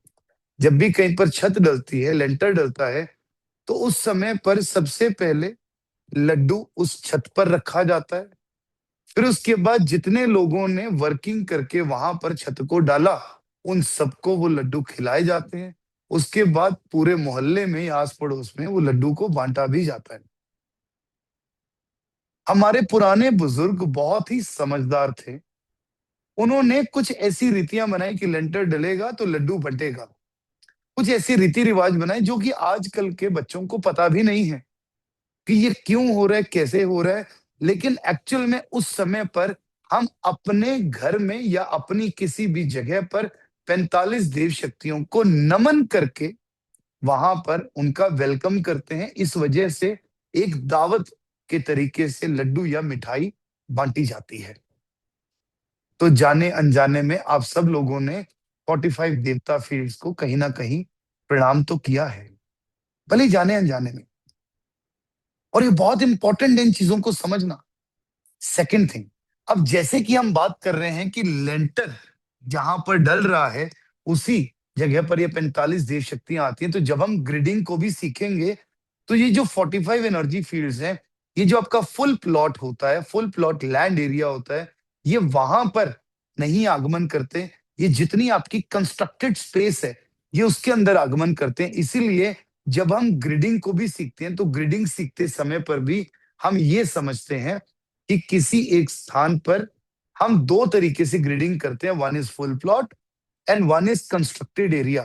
तो कंस्ट्रक्टेड एरिया की ग्रिडिंग क्यों लेते हैं? क्योंकि जितने देवता फील्ड्स हैं वो आगमन अपने छत डलने के बाद ही उतने एरिया में ही करते हैं, राइट। सो इस तरीके से किसी एक भवन में 45 देव शक्तियां प्रेजेंट होती हैं। लेकिन जब ये 45 देव शक्तियां किसी एक जगह पर प्रेजेंट होती हैं, तो इनका कलर, इनकी नेचर अलग होती है। जैसे कि अगर हम नॉर्थ में बात करें भूधर देवता की, तो वो गहरे लाल रंग के होते हैं जब वो एक जगह पर उपस्थित होते हैं। पर जब भी एक स्थान पर हाउस वार्मिंग होती है या उस पर कोई भी कार्य शुरू किया जाता है, तो उस समय पर ये देवता फील्ड्स अपने अपने स्वभाव को बदलते हैं और आपके लिए एक्टिवेट होते हैं। क्यों हम ऐसे कहते हैं कि जब हम उस घर के अंदर गए, उसके बाद से हमारे जीवन के अंदर ये प्रभाव आना शुरू हुआ? क्योंकि तब ये देवता फील्ड्स आपके जीवन के अंदर एक प्रभाव को लाना शुरू करते हैं। जब हम बात करते हैं किसी भी घर की, तो जब उसकी हाउस वार्मिंग होती है, उस समय पर किसी ना किसी तरीके की छोटी मोटी पूजा होती है। उस समय पर हम कोई पाठ करते हैं, या जब भी एक स्थान पर आप जाकर पहली बार चूल्हा जलाते हैं, तब जाकर वहां पर सूक्ष्म अग्नि देवता उस जगह को एक्टिवेट करते हैं और उस जगह पर प्रॉपर मैनर में एनर्जीज डेवलप भी होती हैं। इसी तरीके से आपको 45 के 45 एनर्जी फील्ड्स अपने जीवन के अंदर एक्टिवेट होते हुए भी दिखाई देते हैं और इसी तरीके से आपके जीवन के अंदर काम भी करते हैं। ये यहां तक चीजें समझ में आ गई। अब जब आप बात करते हो फ्लैट्स की, जब आप किसी फ्लैट को खरीदते हो तो वहां पर 45 देवता फील्ड है, लेकिन जब आप वहां पर रहने चले गए, तब वो देवता फील्ड्स, अब ध्यान से समझना कहानी, आज से तुम मेरे मनस पुत्र हो, मेरी मेंटल एक्सटेंशन। हम सब अपने आप में ब्रह्मा है, क्योंकि हमें ही कुछ ना कुछ क्रिएट करना है। तो जो हमारे घर के अंदर के 45 देवता फील्ड्स होते हैं, वो हमारी ही मेंटल एक्सटेंशन बन के हमारे लिए काम करते हैं और हमारे साथ इसी तरीके से एक्टिवेट होते हैं। जब भी एक देवता फील्ड एक जगह पर एनर्जीज डेवलप होनी शुरू होती है, ब्रह्मा देवता फील्ड सबसे पहले एक्टिवेट होते हैं, और जितने भी बाकी देवताज हैं उनको जो एनर्जी है वो ब्रह्मा जी से ही मिलती है। तभी मैं हमेशा कहता हूं कि अगर किसी एक जगह पर आप एंट्रेंस को बंद भी कर दोगे तो उसके अंदर की एनर्जीज चलती रहेंगी, क्योंकि ब्रह्मा से ही हर जगह की एनर्जी को वहां पर चलाना है। और अगर ब्रह्मा देवता फील्ड ही वहां पर नहीं बने तो फिर कोई भी देवता फील्ड नहीं बनेगा। अगर ब्रह्मा देवता फील्ड वहां पर एक्टिवेट हो जाते हैं तो बाकी सभी देवता फील्ड ऑटोमेटिकली वहां पर आएंगे ही आएंगे। ऐसा नहीं है कि आपके घर में 40 देवता आ गए, आपके घर में 32 आ गए, ऐसा कुछ कभी नहीं होता। यहां तक क्लियर है आप लोगों को? चलिए, अब हम बढ़ते हैं अपनी आगे की जर्नी की तरफ। आगे की जर्नी में बढ़ने से पहले हम सबसे पहले प्रणाम करते हैं इन 45 देव शक्तियों को, और हम इनसे आज्ञा लेते हैं कि हम इनके बारे में धीरे धीरे धीरे धीरे संपूर्ण तरीके से जानने की कोशिश करें। तो शुरू करते हैं ब्रह्मा एनर्जी फील्ड से। बिल्कुल सेंटर में सबसे पहले, जैसे मैंने आपको बताया, किसी भी जगह पर क्रिएट होते हैं ब्रह्मा एनर्जी फील्ड। ब्रह्मा, ब्रह्मा है सृष्टि के सृजनकर्ता। ब्रह्मा है किसी भी चीज की creator. He is the creator of the creation. Brahma ये बिल्कुल सेंटर में स्थित होते हैं। अक्सर हम ये देखते हैं कि जब भी हम किसी जगह पर काम करने के लिए जाते हैं तो सेंटर वहां का खुला होना चाहिए, सेंटर वहां का खाली होना चाहिए, लेकिन वहां पर छत होनी बहुत जरूरी है। तभी वहां पर ब्रह्मा एनर्जी को कहीं ना कहीं प्रॉपर मैनर में एनर्जी मिलती है। नहीं तो कुछ घरों में, कुछ महलों में, जैसे कि आप देखते हो कि बिल्कुल सेंटर में तुलसी लगा दी जाती है, तो वो भी उस जगह को एक प्रॉपर मैनर में एनर्जी प्रदान करती ही है। ब्रह्मा, ब्रह्मा है सृष्टि के सृजनकर्ता। Brahma is the creator of creation. अब जब आप इसको अच्छे तरीके से समझने की कोशिश करते हैं तो दो तीन चीजों को सबसे पहले समझिए। जब सृष्टि के सृजनकर्ता ही ब्रह्मा है, तो क्या हम इन्हें कभी क्रिएट कर सकते हैं? जब भी हम डिव स्टड्स की बात करते हैं, जब हम इनकी इंस्टॉलेशन की बात करते हैं, तो डिव्स भी हमारे पास 44 तरह के ही होते हैं, 45 तरह के नहीं होते। सेंटर में हम कोई भी रेमेडी नहीं करते। अब सब लोगों ने जाने अनजाने में ये तो जरूर सुना होगा कि किसी व्यक्ति की अगर गलती से नाभि खिसक जाती है तो उसका कोई भी ऑपरेशन या कोई भी इलाज नहीं होता। सब लोगों ने सुना हुआ है नाभि खिसकना। अगर किसी की नाभि खिसक जाती है तो उसका कोई भी इलाज तरीके से नहीं होता, या तो वो खुद ही अपने तरीके से वापस आती है, या आप कोई योग प्रतिक्रियाएं या कुछ तरीके से कुछ हिला जुला कर उसको आप वापस ला सकते हैं। क्या सीधा पेट में नाभि के अंदर कोई इंजेक्शन लगता है? क्या सीधा पेट में नाभि की कभी सर्जरी होती है? नहीं। जब एक बच्चे का जन्म होता है तो तब भी आप ये देखते होंगे कि वो बच्चा माँ की नाभि के साथ ही जुड़ा हुआ होता है। उसको जितना भी फूड मिलता है, जितनी भी एनर्जी मिलती है, वो भी सारी उसको अपनी माँ की नाभि के साथ जुड़कर ही मिलती है। जब आप इस तरीके से एक व्यक्ति के जीवन को देखते हो तो उसके अंदर जितनी भी एनर्जीज खुद के लिए भी आती हैं वो नाभि से आती हैं। एक बारी नाभि किसी की खिसकी तो सोचो कि उस व्यक्ति की कितनी बुरी हालत हो जाती है। आप लोगों ने देखा होगा अक्सर ये कि किसी की नाभि खिसक जाती है तो कितनी बुरी हालत हो जाती है। सारी की सारी चीजें डिस्टर्ब हो जाती हैं। ऐसे ही हमारे घर की भी एनर्जीज होती हैं। कभी भी किसी भी शास्त्र के अंदर ये कहीं पर नहीं लिखा गया कि आप ब्रह्मा के अंदर ये रेमेडीज करके ब्रह्मा की एनर्जीज को और बढ़ा सकते हो। हमारी क्या मजाल कि जो सृष्टि के सृजन करता है, हम उन्हीं की एनर्जीज को बढ़ाएं या एक्टिवेट करें। आज की डेट में आप लोगों ने बहुत बार इन चीजों को देखा होगा कि लोग सेंटर में काटापीटी करके पता ही नहीं क्या कुछ कर रहे हैं। क्या सच में आपको ये लगता है कि आप ब्रह्मा की एनर्जी को बढ़ा सकते हो या क्रिएट कर सकते हो, जिसने पूरी की पूरी सृष्टि को बना दिया है? ऐसा कभी भी नहीं हो सकता। जब भी आप ऐसी ऐसी कोई हरकत करते हो या आप ऐसी कोई हरकत करने की कोशिश करते हो, तो उस जगह पर आप उस व्यक्ति के साथ ब्लंडर ही कर रहे हो। ऐसी बिल्डिंग्स, ऐसी जगहों में कभी प्रॉब्लम्स खत्म ही नहीं होती। जब भी हम इस तरीके से कुछ ना कुछ चीजें सेंटर के अंदर गाड़ देते हैं, तो उस व्यक्ति के साथ हम ऑटोमेटिकली वैसे ही विश्वासघात कर रहे हैं, क्योंकि शायद हमें देवता के बारे में अच्छे से पता ही नहीं है। ये ब्रह्मा है जो सृष्टि के सृजन करता है। ये ब्रह्मा है जिन्होंने पूरी दुनिया को बनाया। ये ब्रह्मा है which is the creator of the creation. जब आज तक मेडिकल साइंस इस सिर्फ नाभि खिसकने का इलाज नहीं ढूंढ पाई, इतनी सी तो चीज है, इतनी सी तो चीज है नाभि खिसकना।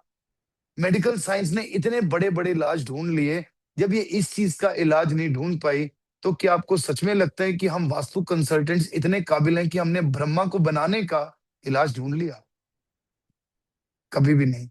मैं आप सब लोगों से आज पहली क्लास में हाथ जोड़कर एक विनती जरूर करूंगा। मेरा आप सब लोगों के ऊपर कोई अधिकार तो नहीं है, लेकिन आप सब लोगों से ये जरूर कहूंगा कि आप कभी भी कहीं से कैसे भी कोई भी वास्तु पढ़िए, लेकिन प्लीज प्लीज कभी भी आप सेंटर के अंदर कोई भी रेमेडी मत करिए। कितना भी सीख लो, कितना भी जान लो, लेकिन सेंटर के अंदर कभी भी प्लीज कुछ मत गाड़ना, कुछ मत करना। नहीं तो आप उस जगह की एनर्जी को इस कदर तक डिस्टर्ब कर दोगे कि उस व्यक्ति के जीवन में आप और प्रॉब्लम्स को क्रिएट करके आ जाओगे। आप लोगों को एक बारी के लिए बहुत अच्छा लगेगा, आजकल बहुत ट्रेंडिंग में भी चीजें चल रही हैं ऐसी, क्योंकि एक्चुअल में इन चीजों के अंदर सामान बहुत लग जाता है, लोगों को सामान के पैसे अच्छे खासे मिल जाते हैं। इसी वजह से बहुत सारे वास्तु कंसल्टेंट्स इन चीजों की प्रैक्टिस भी कर रहे हैं। लेकिन एक धरती के अंदर एनर्जी, वो धरती खुद बनाती है। बाकी की एनर्जीज को हम उनके अकॉर्डिंगली सेट कर सकते हैं, और बाकी की भी जो एनर्जीज होती हैं, वो भी हम ब्रह्मा से ही लेकर उनको देते हैं। हम खुद से कोई एनर्जी क्रिएट नहीं करते। जब मैं आपको डिव स्टड स्प्रिंग्स के बारे में समझाऊंगा कि किस तरीके से हम एक जगह पर डिव स्टड स्प्रिंग लगाते हैं और उनकी कार्य प्रणाली क्या है, तो आपको ये समझ में आएगा कि उस जगह पर जो डिव्स हैं, वो भी एनर्जी ब्रह्मा से ही लेकर एक देवता फील्ड को पहुंचा रहे हैं। क्योंकि आपके घर के अंदर जितने भी 44 एनर्जी फील्ड्स हैं, उन सबको जो एनर्जी मिल रही है वो ब्रह्मा से ही मिल रही है। और ब्रह्मा अपनी एनर्जी खुद ब खुद क्रिएट करते हैं, क्योंकि वही है हमारी सृष्टि के सृजनकर्ता। This is Brahma. ब्रह्मा यानी कि किसी भी चीज की नई उत्पत्ति। ब्रह्मा, जैसे कि आप किसी फूल को भी देखते हो खिलते हुए, तो उसके अंदर भी येलो कलर का एक छोटा सा पोर्शन होता है, वो ब्रह्मा है। एक बच्चा जब कंसीव होता है, चावल के दाने जितना होता है, वो भी ब्रह्मा है। ये पूरे की पूरी सृष्टि को हम क्या कहते हैं? ब्रह्मांड, यानी ब्रह्मा का एग, जिसकी ब्रह्मा ने क्रिएशन करी। तो बेसिकली ये ब्रह्मा एनर्जी वो एनर्जी है जो सृष्टि के सृजन करता है, किसी भी चीज की उत्पत्ति के कारक है। आज की डेट में आप अपने आसपास जितनी भी चीजें देखते हो, उन सब चीजों के पीछे, उन सब चीजों की उत्पत्ति के पीछे जो एक सबसे बड़ा कारण है, वो ब्रह्मा है। ये ब्रह्मा ही है जिनकी वजह से सारी की सारी एनर्जीज को एनर्जी मिलती है, और ये ब्रह्मा ही है जिनकी वजह से आप अपने जीवन में किसी भी नए तरीके की उत्पत्ति भी करते हो। ब्रह्मा, इनको हम अलग अलग तरीके से समझने की कोशिश करेंगे। आप अपने जीवन के अंदर कोई भी नई उत्पत्ति करते हो, मैंने ये सोचा, आपके दिमाग में कुछ आया, तभी तो कुछ क्रिएट होगा, वो ब्रह्मा है। सोचो, जब तक आपके दिमाग में कुछ आएगा ही नहीं, तब तक किसी चीज की क्रिएशन होगी कैसे? वो ब्रह्मा है। मैंने ये सोचा कि मैं वास्तु सीखूं। अभी आपने सिर्फ कभी आपके दिमाग के अंदर आ गया कि मैंने ये सोचा कि मैं वास्तु सीखूं, तो इसका मतलब ब्रह्मा की उत्पत्ति वहां पर हो गई। अगर किसी एक जगह पर कोई उत्पत्ति होगी, तभी तो उस व्यक्ति की लाइफ किसी एक मोमेंट पे जाके ट्रांसफॉर्म होगी। आपने ये सोचा कि यार मैं बिजनेस करता हूं, अभी सिर्फ इतनी ही थॉट, ब्रह्मा। आप सुबह उठे, नए दिन की शुरुआत हुई, ब्रह्मा। आपने अपने जीवन में किसी भी चीज को करने के बारे में सोचा, वो है ब्रह्मा। हम लोगों ने एक कोर्स लॉन्च किया, वो है ब्रह्मा। किसी चीज की उत्पत्ति की शुरुआत, क्योंकि जब कहीं से कोई क्रिएशन होती है, जब कहीं पर भी कोई नई चीज की उत्पत्ति होती है, तो कहीं ना कहीं एक पहली जो पहला स्टेप है, वो है ब्रह्मा। जब भी किसी के यहां पर ब्रह्मा एनर्जी डिस्टर्ब होती है, तो उस पर्सन की लाइफ के अंदर ढेर सारी डिस्टरबेंसेस आ जाती हैं, और उस पर्सन की लाइफ में ग्रोथ मानो रुक सी जाती है। जब भी हम देखते हैं किसी भी व्यक्ति के जीवन के अंदर कि एनर्जीज कुछ इस तरीके से थम सी गई हैं कि उसके जीवन में कुछ हो ही नहीं रहा, तो मानो उस व्यक्ति के यहां पर ब्रह्मा एनर्जी फील्ड में डेफिनेटली कोई ना कोई प्रॉब्लम है। आज दो सूत्र अपने पास और लिख लो। अगर कोई भी पर्सन आपके पास आया जो कह रहा है कि मेरी मेरी लाइफ पूरे तरीके से डिस्टर्ब हो चुकी है, जो आपको ये कह रहा है कि मुझे समझ ही नहीं आ रहा कि लाइफ कहां को जा रही है, मैं बिल्कुल खत्म सा हो चुका हूं, तो वहां पर ब्रह्मा एनर्जी फील्ड ही है, जो ब्रह्मा एनर्जी फील्ड है जो उसके यहां पर डिस्टर्ब हो सकती है। या जो दूसरी जगह है, वो है साउथ वेस्ट डायरेक्शन। ये दो ही चीजों में मेजर दिक्कत हो सकती है। जब एक पर्सन कह रहे जी अब कुछ नहीं बन रहा, खत्म हो गए, कोई ग्रोथ नहीं है जीवन में, कुछ रहा ही नहीं है जीवन में, तो वो है ब्रह्मा। और साथ में साउथ वेस्ट डायरेक्शन। और इसके अलावा आज एक और सबसे बड़ी चीज को समझ लो। जब भी आप किसी फैक्ट्री का काम करने के लिए जाएं, या वहां पर आपको बुलाया जाए, अगर वो फैक्ट्री बंद पड़ी हुई है, अगर आप चाहते हो बंद पड़ी फैक्ट्री को भी चला लो, तो उस फैक्ट्री के अंदर साउथ वेस्ट डायरेक्शन में प्रॉब्लम होगी ही होगी। या तो वहां पर खड्डा होगा, वाटर बोरिंग होगी, या वो एरिया डाउन होगा। जब तक किसी फैक्ट्री के अंदर या किसी घर के अंदर, किसी फैक्ट्री के अंदर साउथ वेस्ट में प्रॉब्लम नहीं होती, तो तब तक वो फैक्ट्री बंद नहीं हो सकती। वो पर्सन चलाता रहेगा, आपको बुला लेगा। आपको कभी कोई क्लाइंट आकर बुलाता है और कहता है ना, सर जी ये ना फैक्ट्री बंद पड़ गई थी, नीलाम हो रही थी, हमने ले ली, क्या हम इसके ऊपर काम कर सकते हैं? जाकर चेक करो। सबसे पहली प्रॉब्लम आपको वहां पर मिलेगी साउथ वेस्ट में, एक ही डायरेक्शन। या दूसरी प्रॉब्लम वहां पर मिलती है पीवाई एनर्जीज, जिसको मैं आगे जाकर आपको डिटेल में एक्सप्लेन करूंगा। किसी एक जगह पर पीवाई एनर्जीज होंगी, या वो फैक्ट्री उस वजह से बंद हुई होगी। तीसरा कोई कारण होगा नहीं, आई कैन गारंटी दैट। एक फैक्ट्री का मालिक होता है ना, पता है, बड़ा राजसिक इंसान होता है, राजा होता है वो।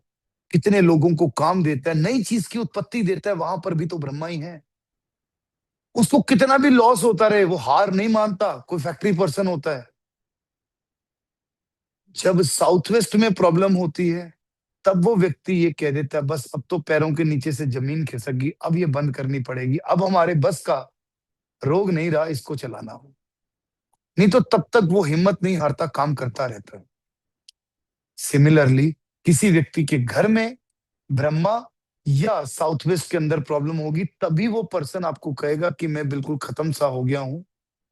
अदरवाइज वो पर्सन को कभी कोई व्यक्ति हरा नहीं सकता। ये चीज आप सब लोग समझ कर रखना कि उसको कभी कोई व्यक्ति हरा नहीं सकता।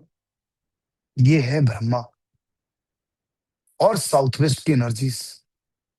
ब्रह्मा अपने आप में सृष्टि के सृजन करता है जो आपको जीवन के अंदर हर रोज नई उत्पत्ति देते हैं। आप हर रोज जब सुबह उठते हैं वो ब्रह्मा है। आपके दिमाग के अंदर कोई भी थॉट आती है कि चलो ये करते हैं, वो ब्रह्मा है। जब भी आप ये कहते हो मैंने सोचा कि मैं ये करूं, तो समझ लो कि वो ब्रह्मवाणी है, वो ब्रह्मा एनर्जी फील्ड है। जब कोई पर्सन ये चीज कहना ही छोड़ देता है कि यार मुझे समझ ही नहीं आ रहा कि मुझे करना क्या है और मुझे कुछ करना ही नहीं है, तो इसका मतलब ब्रह्मा एनर्जी फील्ड में दिक्कत है। ये ब्रह्मा के साथ चार इनके मुख हैं जिनको हम ब्रह्मा के चतुर्मुख भी कह देते हैं। उत्तर की ओर, नॉर्थ की तरफ है भूधर, ईस्ट की ओर यानी पूरब की ओर है आर्यमा, दक्षिण की ओर यानी कि साउथ की ओर है विविस्वान, और वेस्ट की ओर यानी पश्चिम की ओर है मित्र। इनको ब्रह्मा के चतुर्मुख भी कहा जाता है, जिनको हमारे जीवन के चार पर्पसेस के साथ भी जोड़ा जाता है। आप लोगों ने अक्सर सुना होगा धर्म अर्थ काम और मोक्ष। जब भी हम धर्म अर्थ काम और मोक्ष की परिस्थिति पर चलते हैं तो ये चार देवता फील्ड्स हैं जिनको आप जीवन में अलाइन करते हैं। आगे बढ़ने से पहले आपको कुछ इंपॉर्टेंट इंसाइट देना चाहता हूं। थोड़े से आप लोग भी एक्टिव रहा करो यार, थोड़े सुस्त हो जाते हो तो मुझे भी ऐसे लगता है कि कुछ ज्यादा सीरियस तो नहीं पढ़ाई हो रही। सब लोग अपने अपने कैमरास ऑन करके बैठा करेंगे, बिल्कुल सीधे बैठा करेंगे, नोटबुक लेकर बैठा करेंगे, तभी इस एडवांस वास्तु की तैयारी होगी, नहीं तो नहीं कर पाओगे प्रॉपर मैनर में। एवरीवन, मैं किसी से कभी भी कोई भी क्वेश्चन पूछ सकता हूं, इस चीज का ध्यान रख लेना। And you have to be very very active. और जब कभी लगे ना कि सर नींद आ रही है तो बोल दिया करो सर एक आधा चुटकुला सुना दो, नींद खुल जाए, मुझे उसमें भी कोई दिक्कत नहीं है। समझ गए यार? पढ़ाई इतनी भी बोरिंग नहीं होती, माना कि मेरे को तो सबसे बोरिंग लगती थी, लेकिन मैं इतना जरूर कह देता हूं अभी हमने स्टार्ट किया ना आज, बड़ा मजा आएगा आपको, बहुत मजा आएगा। जैसे कि मैं अभी आपको कुछ इंपॉर्टेंट चीज बताने वाला हूं। ये 45 देवता फील्ड्स आप समझ गए किस प्रकार से स्थित हैं? अगर आप चाहते हैं तो मैं आप लोगों को एक ब्यूटीफुल सा चार्ट साथ में दिखा देता हूं कि किस प्रकार से ये देवता फील्ड्स एक जगह पर स्थित होते हैं।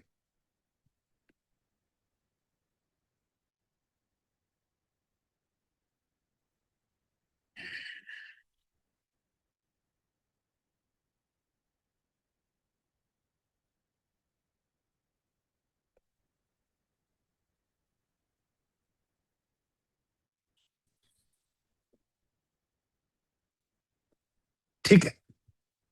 और तो ये देखो ध्यान से, सेंटर में है ब्रह्मा, इसके बाद नॉर्थ में भूधर, ईस्ट में आर्यमा, साउथ में विवस्वान, वेस्ट में मित्र। इसके बाद ना जब आप ध्यान से देखोगे तो ये नॉर्थ ईस्ट में दो देवता फील्ड्स हैं, आपा और आपावस्था। ये साउथ ईस्ट में दो देवता फील्ड्स हैं, सविता और सवित्र। साउथ वेस्ट में दो हैं, इंद्र और जया। नॉर्थ वेस्ट में दो हैं, रुद्र और राजयक्ष्मा। ये दिखाई दे रहा है सब लोगों को अच्छे तरीके से, राइट? इसके बाद ये आउटर पेरिफेरी में बाकी के 32 देवता फील्ड है जिनको हम एंट्रेंसेस के स्वरूप में भी देखने की कोशिश करते हैं। Am I clear with it? ठीक है। अब एक चीज बड़े ध्यान से समझेंगे। हमने ये तो समझ लिया किस किस तरीके से आते हैं, हमारे जीवन के अंदर भी ये किस किस तरीके से काम करते हैं। ब्रह्मा सृष्टि के सृजन करता है, यहीं से हर चीज की इनिशिएशन होती है। ये जो चार देवता फील्ड्स हैं, ये हमारे जीवन के चार पर्पसेस को डिफाइन करते हैं। धर्म, अर्थ, काम। टेक्स्ट ब्लर है आपकी स्क्रीन पे, अरे कोई नहीं, ये फोटो ना आपके ग्रुप के उसमें भी लगी हुई है, डोंट वरी।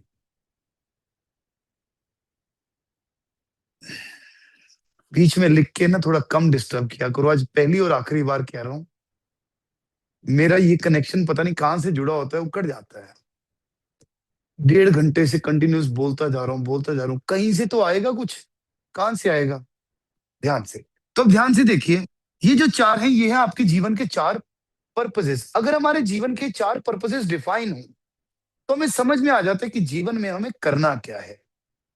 जीवन में कुछ भी पाने के लिए अष्ट सिद्धियों की जरूरत पड़ती है। वो सिद्धियां हैं, ये 8 एनर्जी फील्ड्स, 8 सिद्धियां, आप वच सविता, सवित्र, इंद्र, जया, रुद्र और राज्यक्षमा। जब हम इन सिद्धियों को पा लेते हैं, फिर मिलते हैं हमें कुबेर के 9 खजाने।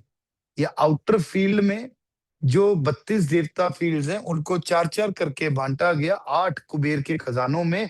और एक सेंटर जो है, उनको, ब्रह्मा को भी कुबेर का एक खजाना बोला गया। अगर मैं तरीके से आपको हनुमान चालीसा की चौपाई से बताऊं, तो ये अष्ट सिद्धियां, ये नवनिधियां हैं। कहते हैं हनुमान जी अष्ट सिद्धि नवनिधि के दाता, उन्हीं से हमें सारी की सारी चीजें प्राप्त होती हैं। और इसका अर्थ क्या है? ये जो 9 निधियां हैं, बेसिकली ये 9 कुबेर के खजाने हैं।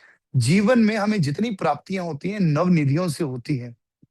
लेकिन इन नवनिधियों को प्राप्त करने के लिए हमारे पास अष्ट सिद्धियों की शक्ति होनी बहुत जरूरी है, कि एक्चुअल में हम किस कैपेबल है किस काम को करने के लिए। उसके लिए हमें अपने जीवन में गोल्स को डिफाइन करना बड़ा जरूरी है। ये चीजें थोड़ी सी हैवी हो जाती हैं, लेकिन जब धीरे धीरे काम करोगे ना, तो एक पर्सन का जब आप पूरी सिस्टम बनाओगे, तो समझ में आ जाएगा किस देवता फील्ड को एक्टिवेट करना है और कहां पर प्रॉब्लम आ रही है। जब हम इनको आगे जाकर पढ़ते हैं, तो हम इस चीज को देखने की कोशिश करते हैं, समझने की कोशिश करते हैं कि किसी एक स्थान पर जब ये देवता फील्ड उत्पन्न होते हैं, या काम कैसे करते हैं। ब्रह्मा सृष्टि के सृजन करता, उसके बाद बूधर, बूधर है हमारा पहला कदम या हमारा पहला कर्म। अब मजा आएगा आपको सुनने और समझने में भी। आपने सोचा कि आपको वास्तु का कोर्स करना है, उसके बाद आपने ब्लैंकेट लिया और आप सो गए, आपने कुछ किया ही नहीं। क्या जीवन में कभी वास्तु सीख पाओगे? कभी सीख ही नहीं पाओगे। उसके लिए कोई पहला कदम तो उठाना पड़ेगा। आप सब में से कितने लोग ये सोचते होंगे कि हमें ऑनलाइन बिजनेस स्टार्ट करना है? सोचा, आपने सोचा आपको ऑनलाइन बिजनेस स्टार्ट करना है, लेकिन उसके लिए आप कुछ तो रिसर्च करना शुरू करोगे, पहला कोई तो काम करोगे। जब आपने किसी काम के लिए पहला कदम ही नहीं उठाया, तो क्या आपके जीवन में एक बेहतरीन ट्रांसफॉर्मेशन आ सकती है? नो। बूधर is the power of manifestation. जब भी आप जीवन के अंदर ये देख रहे हो कि आप किसी चीज को करना चाह रहे हो, लेकिन उसके लिए आप पहला कदम ही नहीं उठा पा रहे, तो आप जीवन के अंदर ट्रांसफॉर्मेशन कभी कर ही नहीं पाओगे। आपने सोचा कि आपको एक ब्रांड बनाना है, लेकिन वेबसाइट का डोमेन नेम आपसे लिया नहीं गया। आप पूरी वेबसाइट, पूरा ब्रांड कैसे बनाओगे? क्या वो पहला कदम जरूरी है? जब भी हम अपने जीवन के अंदर इस संदर्भ में बहुत सारी चीजों को देखते हैं, पढ़ते हैं, समझते हैं, तो हम इस तरीके से देखते हैं कि जीवन में हम सोचते तो बहुत कुछ है, लेकिन बहुत बार हम पहला कदम नहीं उठा पाते। अगर हम सही समय पर सही दिशा में पहला कदम उठा लें, तो शायद हमारे जीवन में आज मैनिफेस्टेशंस कुछ और ही होती। आज हम अपने जीवन में कुछ और ही होते। आप में से कितने लोग ऐसे होंगे जो कितनी बार ये सोचते होंगे, अरे यार अगर मैं उस समय पर ये कर लेता ना, कुछ ही शुरुआत कर लेता, तो आज कहां से कहां होते। बूधर, आपका पहला कदम, लेकिन क्या आपका पहला कदम सही दिशा में जा रहा है, ये बूधर सुनिश्चित करता है। ये बूधर आपके लिए सुनिश्चित करता है कि क्या आप अपने कर्मों को सही तरीके से कर रहे हैं।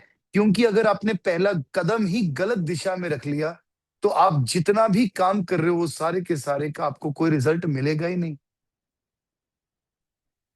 बूधर, जब जब भी किसी व्यक्ति के घर में कोई भी बच्चा सही तरीके से सही दिशा में ना जा रहा हो, मैं आपको धीरे धीरे करके कॉम्बिनेशन बताऊंगा, लेकिन सबसे पहला एनर्जी फील्ड, अगर बच्चे गलत संगति में हैं या ड्रग एडिक्शन में हैं, उसके लिए रिस्पॉन्सिबल है बूधर एनर्जी फील्ड।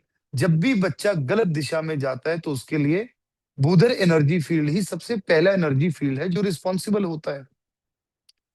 जब जब भी बच्चा इस तरीके से आपके आपे में ना हो, तो बूधर पर उसका फूड रख दो, उसका फूड है आटा।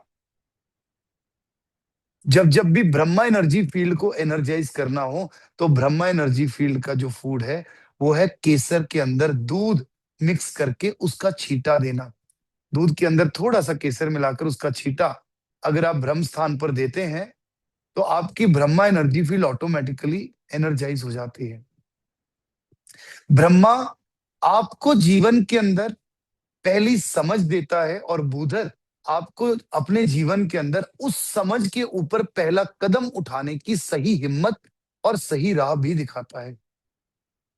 आपने सोचा कि आपको एक फैक्ट्री लगानी है, आप कम से कम उस फैक्ट्री से रिलेटेड गूगल पर कुछ सर्च तो करना शुरू करोगे, कुछ लोगों से बात तो करना शुरू करोगे। यार मैं ना सोच रहा हूं कि मैं ना जूतों का काम कर लूं। आपने सोच लिया तो क्या वो जूतों का काम हो गया? नहीं हुआ। उसके लिए कुछ तो करना पड़ेगा। ये है हमारा पहला कदम जो बहुत इंपॉर्टेंट है। अगर आज आप एक वास्तु विशेषज्ञ बनना चाहते हैं, आपने सोचा आपको 45 देवता का कोर्स करना है, आपने उस कोर्स के बारे में कुछ तो सर्च करी होगी, तब जाकर आज यहां पर है। मैं ये नहीं कह रहा कि पहले ही कदम में यहां पहुंच गए, नो।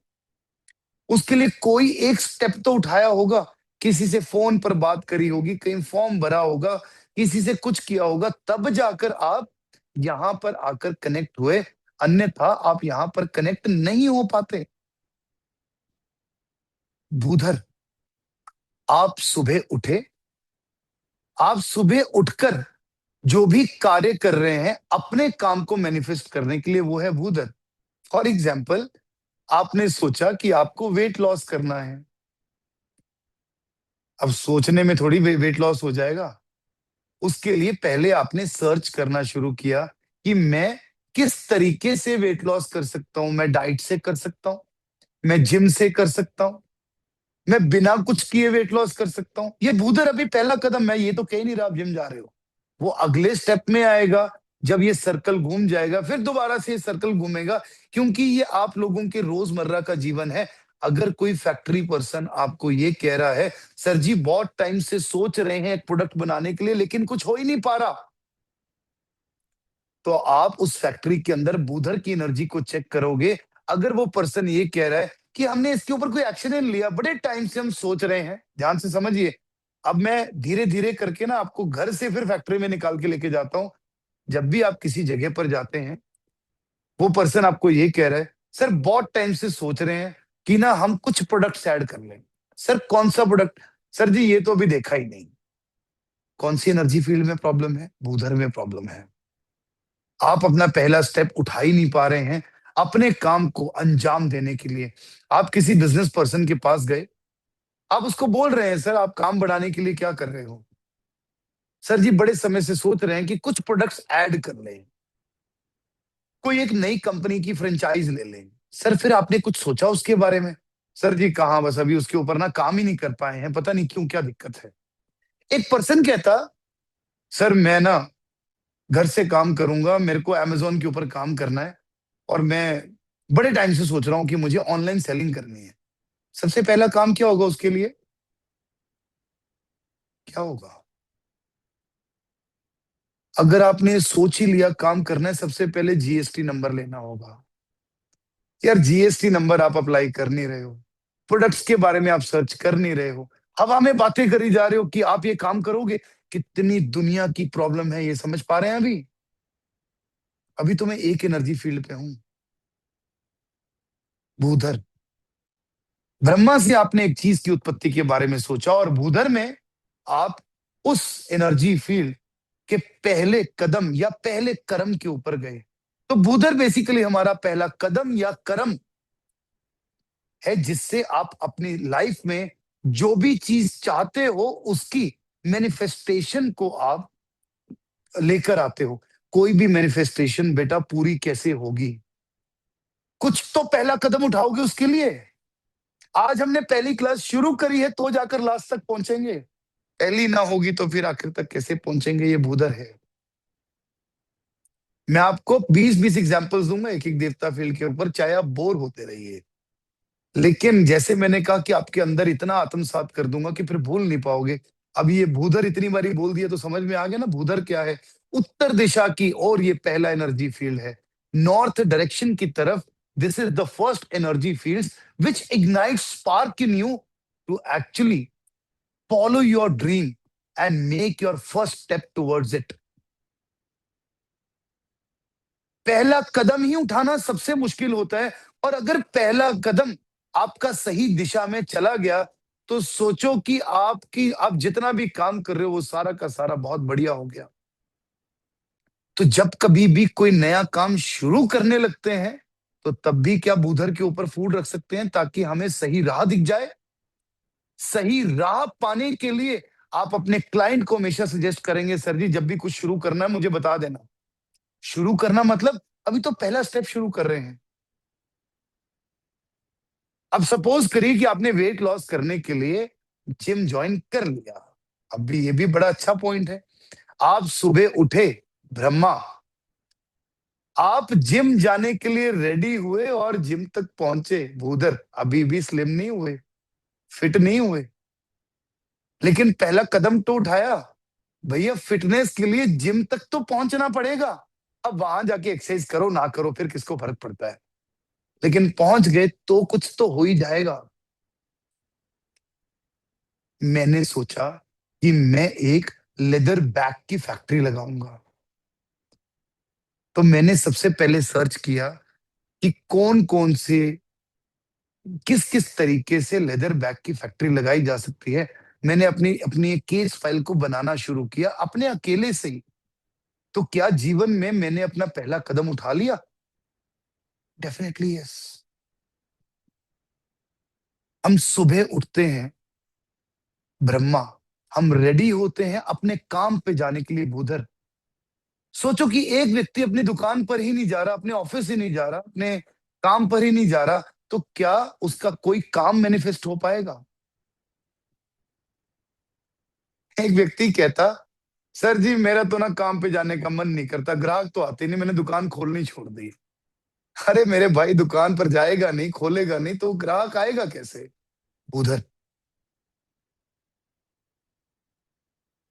जब भी आप ये सोचते हैं कि आपको कोई कार्य करना है तो ब्रह्मा, उसके बाद भूधर, उसके बाद उस कार्य को पूरा करने के लिए हमेशा आपको लोगों की जरूरत पड़ती है, वो है आर्यमा। पूर्व दिशा के अंदर जो हमारे तीसरे देवता फील्ड हैं वो है आर्यमा।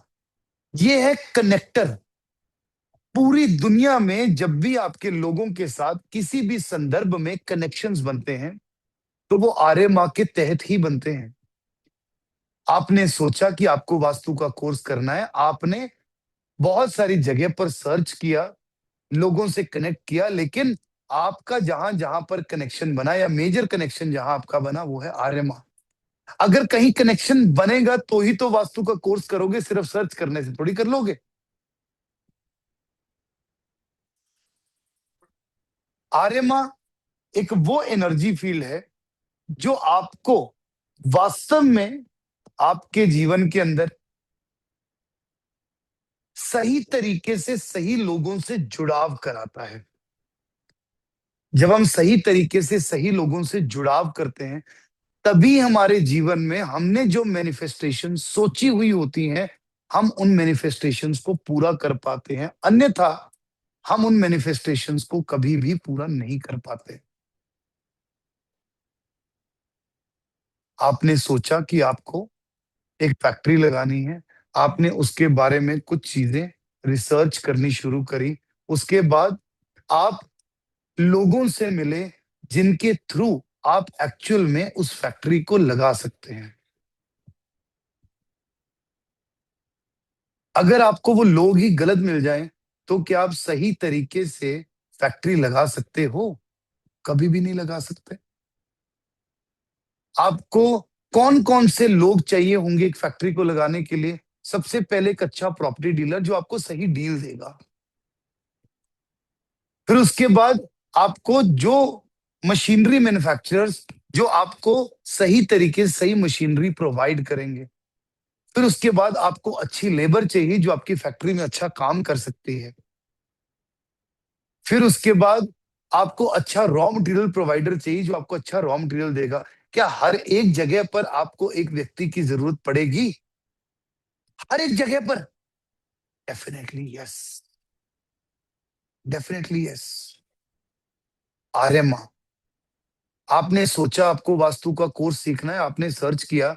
अगर आप जुड़ ही गलत जगह पर गए, मैं नहीं कह रहा यहां जुड़े या कहीं भी जुड़े, जुड़ ही गलत जगह पर गए, तो क्या सही तरीके से कोर्स सीख पाओगे?